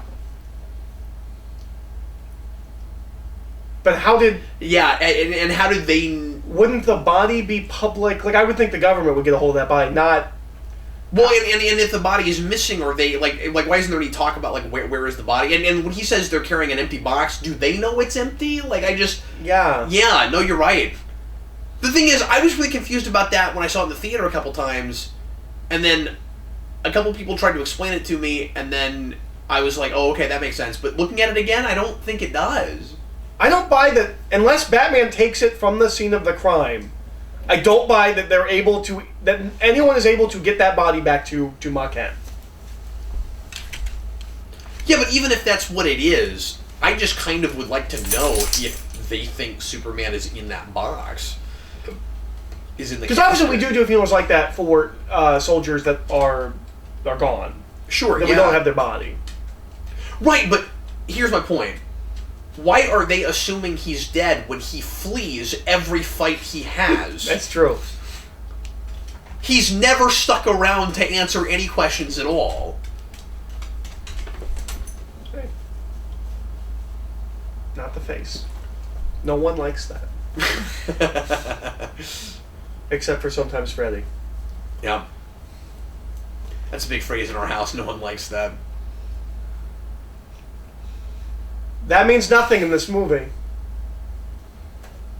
If you seek his monument, look around you. Remember how excited we were that in Justice League we were getting black suit? And mullet. Or long hair. Yeah. No, what we got instead was a green screen mustache. Or, Yeah. or a CGI'd Lip. out mustache. All right.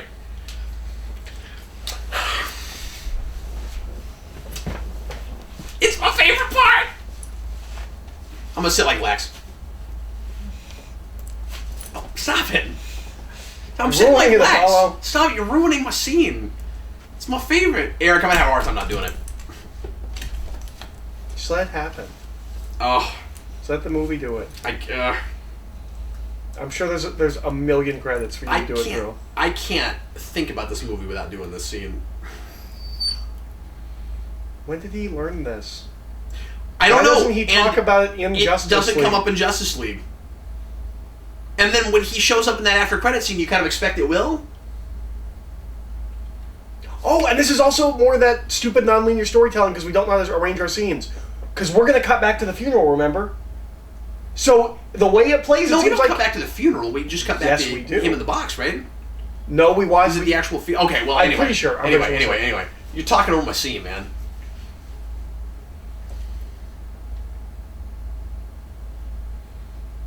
See, he doesn't go that far anymore.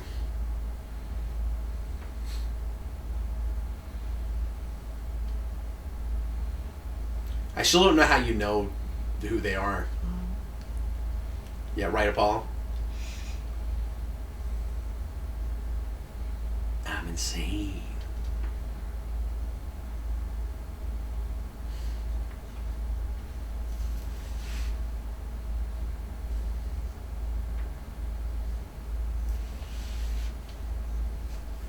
And that is not a place where we treat people with compassion, even though that sounds like a facility that should be about rehabilitation. That's hilarious. And Batman knows that. I'm taking you to Arkham.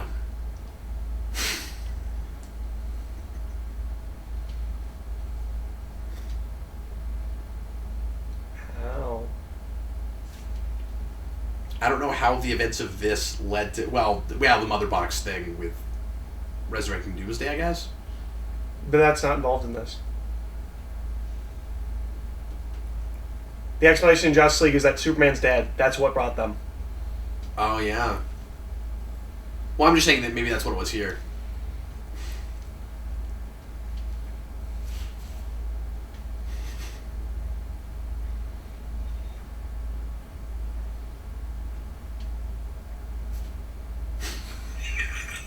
But Galactus is Marvel.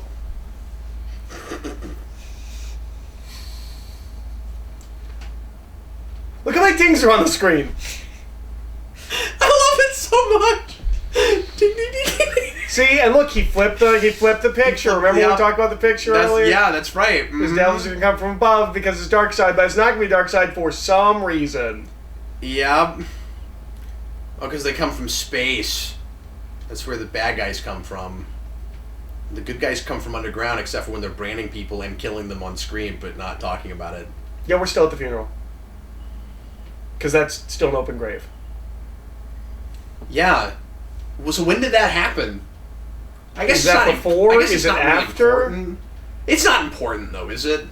It doesn't really matter. It's more of them not knowing how to tell a story. Where it's like, well, we need you to know this, and we need you to know this, but we kind of want to end on this, but it would be weird if this came before this, so we'll just do it all together. Yeah, and you can't do it right before the funeral because then that breaks up, like, what is supposed to be, like, the emotional beats about Superman's death. Like, that was clearly shot as an after credit scene, right?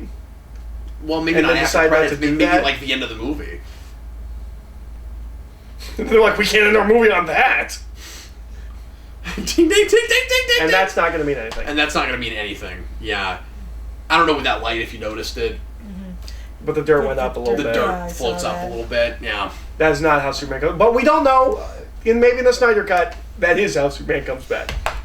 Superman rises. Man of Steel rises. Okay, so you spent most of that time just taking it in. Yeah.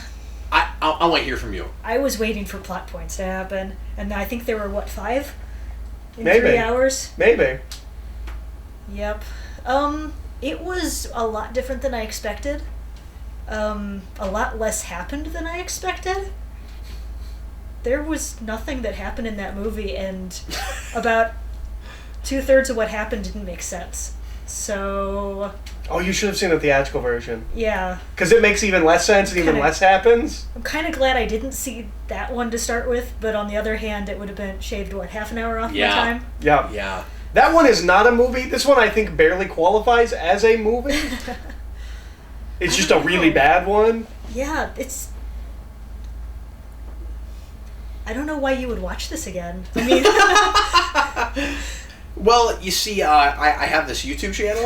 And The most ringing endorsement that I've heard for this film is I showed this to my mother when the Ultimate Edition came out. And my mother, you've met she my mother. likes everything. She likes everything, and she will openly say, I don't need a movie to like mentally stimulate me, I just need to be entertained, I can watch anything. She fell asleep twice, and at the end of the movie she said, how did that get made? Who let that happen? Who let that happen is what your mom said. And she likes everything. She likes everything. She has no critical standards when it comes to film. She's just like my stepmom. She just wants something to turn her brain off to. But she's at least aware of that. Like, she says, like, I'm just looking for something to, like, occupy me But for this isn't 2 even hours. like a fun popcorn thing. I mean, It takes you something have too seriously action to be that. scenes that just drag. And I like action. And it's like boring action. Yeah. Yeah. I And fell he- asleep he- during the action scenes. He does better action in his other films. Yeah. Man of Steel has much better action than this. I would 300 agree and with that. Watchmen. And Watchmen, yeah. Well, 300 and Watchmen, I love. So I suggested earlier that maybe visually, like some of the stylistic choices, you might kind of gravitate toward because of the DP. Like, did you have Yeah, that at no. all? Not at all. If you hadn't told me that going in, I wouldn't would have noticed not it? have noticed. Oh wow, interesting. It was That was the thing dark, that fueled it me was through it the dreary, first time, it which was is the main- colorless, and Yeah. I don't like. Yeah, 'cause nothing Watchmen does have a lot of It wasn't color. stylized enough. It was just washed out. Yeah, it's kind of only stylized in the scenes where it is stylized. Yeah, I will say the color palette is still better than Man of Steel. Yeah. it went from 16 to 32 colors. Yeah, I mean, It's a lot more at least orange. the suit is a little bluer. Yeah. It looks great in Justice League, but Yeah. Yeah, I mean, there's not much to really say because nothing. There's not much that happens. when you say it wasn't what you expected, like you didn't expect to like it. I didn't expect to like it. I was willing to have my mind changed, but I was instead of. I was just confounded by it, really. You know? But can you see why I was kind of hoping you'd watch it once? Because there's some crazy stuff I cannot stop doing. Like, Okay. And it's hard to explain. yeah. Like, it's hard to give no, context. I get it. I just, But isn't it interesting? Just is like just such a confusing quagmire. Like, just some of these choices are just so out there. Like, would you believe it if he was like, Bob! so Batman Superman's conflict is ended when Superman for no reason says Martha, and Batman's like, that's my mom's name too. Yeah. And then suddenly Batman completely trusts Superman and says, Yep. let's go fight Doomsday Yep. together. You can't be a bad person because you have a mom. How surprised were you that... Sorry, what were you saying? Well, I was just gonna say that Batman probably didn't think Superman had a mother. Well, yeah. I mean, he practically says that, you know? Yeah. Like, yeah. So, how surprised were you that they went all the way to, and let's tackle on Death of Superman at the end? That Did came that out throw of you? Nowhere. Yeah, for me So, too. Was that the shortest Doomsday story ever told? Yeah. Like 10 minutes Doomsday? Or Well, wasn't I much of mean, a clock, we've seen but- Doomsday as a small piece of larger stories get taken out way too fast. Uh-huh. But as far as, you know, being like a big major point, like, yeah, probably. Death of Superman, Doomsday. And we had an entire army of Doomsdays that was taken out in about 4 minutes in a Superman Batman movie that we... Sure, but that's That like... looked like the end of the credits That's for a not minute. the Yeah, it first did. Doomsday where you have Death of Superman. Like, this was Doomsday, Death of Superman story. Yeah, I mean, we've only yeah, done yeah. It that wasn't- 3 times. It Yeah, wasn't yeah. the board About- came back what's the- through a whole season Justice of League. Voyager. It's... Does Justice League count? I mean, I mean, they it's have hardly Doomsday. that story. Yeah, but it's not Death of Superman. They don't actually kill him. I know, but like, it's kind of an adaptation. Like, it is that Doomsday. It is that Doomsday. Yeah, that's true. But yeah, he's right. We've only done it. We're about to do it a 4th. Yeah, yeah. But That was just... It felt really tacked on. And it feels like they're begging for you to be like, you never thought we'd do this. Yeah. Because that is the thing, since I was a kid, I have had conversations with other kids being like, yeah, but they'll never do Death of Superman. They won't kill him in a movie. And then even they though did. they almost did in the 90s. Like, Yeah, but I didn't know it's that the yet. only story anybody ever wanted to tell after it happened. That's hyperbolic, but you know what I mean. Yep. Oh, that movie. Yeah, but that. They would never do a Superman movie where they'd kill him at the end. Because that movie was going to kill him at the beginning and bring him back. Sure, that was going to be the whole story, yeah. Yeah. No, I never thought they'd do a movie where they'd kill him at the end because I'm like, well, why would you. Like, now you can't sell Superman movies. Well, unless you did Reign Of in the next movie. Yeah. Which I don't think they would do. No, probably not. These days, Certainly though, not these that guys. trilogy I could totally see, right? I Like, would love that. and I mean, I know we always talk about how trilogies are overdone, but you'd want a whole movie where Superman's not there yet. Yeah, but I don't know what the story of that movie would be. I don't know what the story of the movie after it is. I know what that is. The story of that is people trying to fill his shoes. Sure, Reign of the Superman. You got the 4 Supermen. Mm-hmm. You got one that's all evil. You find out at the end for sure that he's your big bad guy, and then you do Reign of the Superman in Funeral for a Friend. Yeah. Oh, okay. Yeah. Okay, of that makes more course. sense. Sure. The first movie is you take Superman out, and that sounds like a first act, but you make it the first act of a 3-act story, of a 3-act movie trilogy, right? And then you do all the setup so that you can pad it out, but it doesn't have to feel padded. So you give us Steel's backstory, and you give us Cadmus with Superboy, and you do all that stuff while we're building up to Superman. He's going to get killed. But anyway, that was BVS. DOJ. Finally saw it. Yeah. Was the Justice League stuff weird? Yeah, it just felt tacked on. I mean, I'm trying to figure out what the central plot was, because Lex it was frames really, Superman. Yeah, it seemed to be like really mostly Lex. but but also also- is manipulating Batman to fight him while he's being framed. Yeah, Mhm. but And why does he need what? Why does it occur to him to have Batman do that? Like, Yeah, like, there are other candidates. Why not manipulate Aquaman to do it? He seems more in his league. well, he may not know about those other. It's on a zip does drive. he? I know he- that it comes is- from it's his his- yeah, I computer. forgot all about He that. corporately designs their logos, and they will all owe him money when they start using them. It's hard to keep a lot of this straight because I'm so not invested. well, Yeah. it's just so much extraneous that it just doesn't tie in, or it's tacked on, or it could have just been not there and we wouldn't have noticed. Yeah. And then there's a lot that could be added that would be very helpful. Wonder Woman should be cut from this movie entirely. Entirely. Yeah. She has no business in this movie. Well, and loving that Wonder Woman film and having come to love the actress, she adds nothing to this movie, and she does not need to be here. She doesn't even need to be there for the fight. Yeah, and you'd rather see her. It's actually worse that she's there in the fight. Yeah, but she's there because we don't have any female characters in this movie besides Lois. And Mercy. And to excite people, yeah, but she's... But I mean of, like, major characters. Yeah. She's a background character. No, we should have had more Mercy and less Lex. That's what I say. Yeah. Next time, and if you have time, you should join us for this one. Okay. Because we're going to follow this up with a movie that we all really like. No, we're not. Yeah, we are. Killing Joke is next. Is Killing Joke next? Killing Joke is next. No, I thought it was... I watched Killing Joke after. before I moved here. We went and saw Cape Crusaders in theaters. All right, so not the very next one. The very next one's Killing Joke. Right after that is Return of the Cape Crusaders. Okay. So if you have time and are around and feel like doing that, feel free to join us. Otherwise, Eric and I will be back with you next time with Killing Joke. So It's weird how much I keep track of time based on pre and post when I moved here. Well, your life's changed a lot. Because we Skype about Killing Joke. That's why I know it's first. No, that's right. I remember that now. I don't know why. I remembered you being there because I've been to the theater with you so many times, but I went by myself to see that.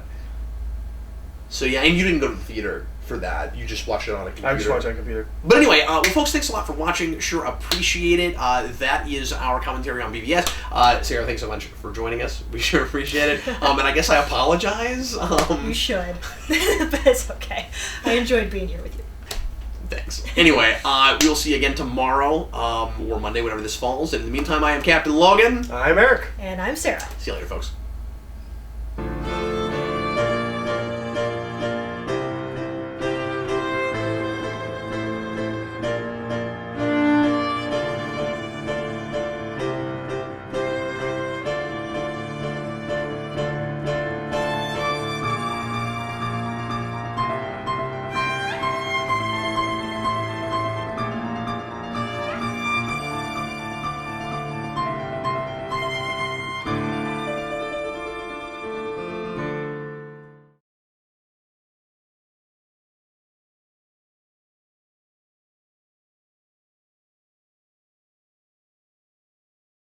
Bomb.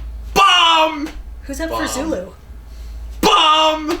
That's way more boring than this. No, it is not.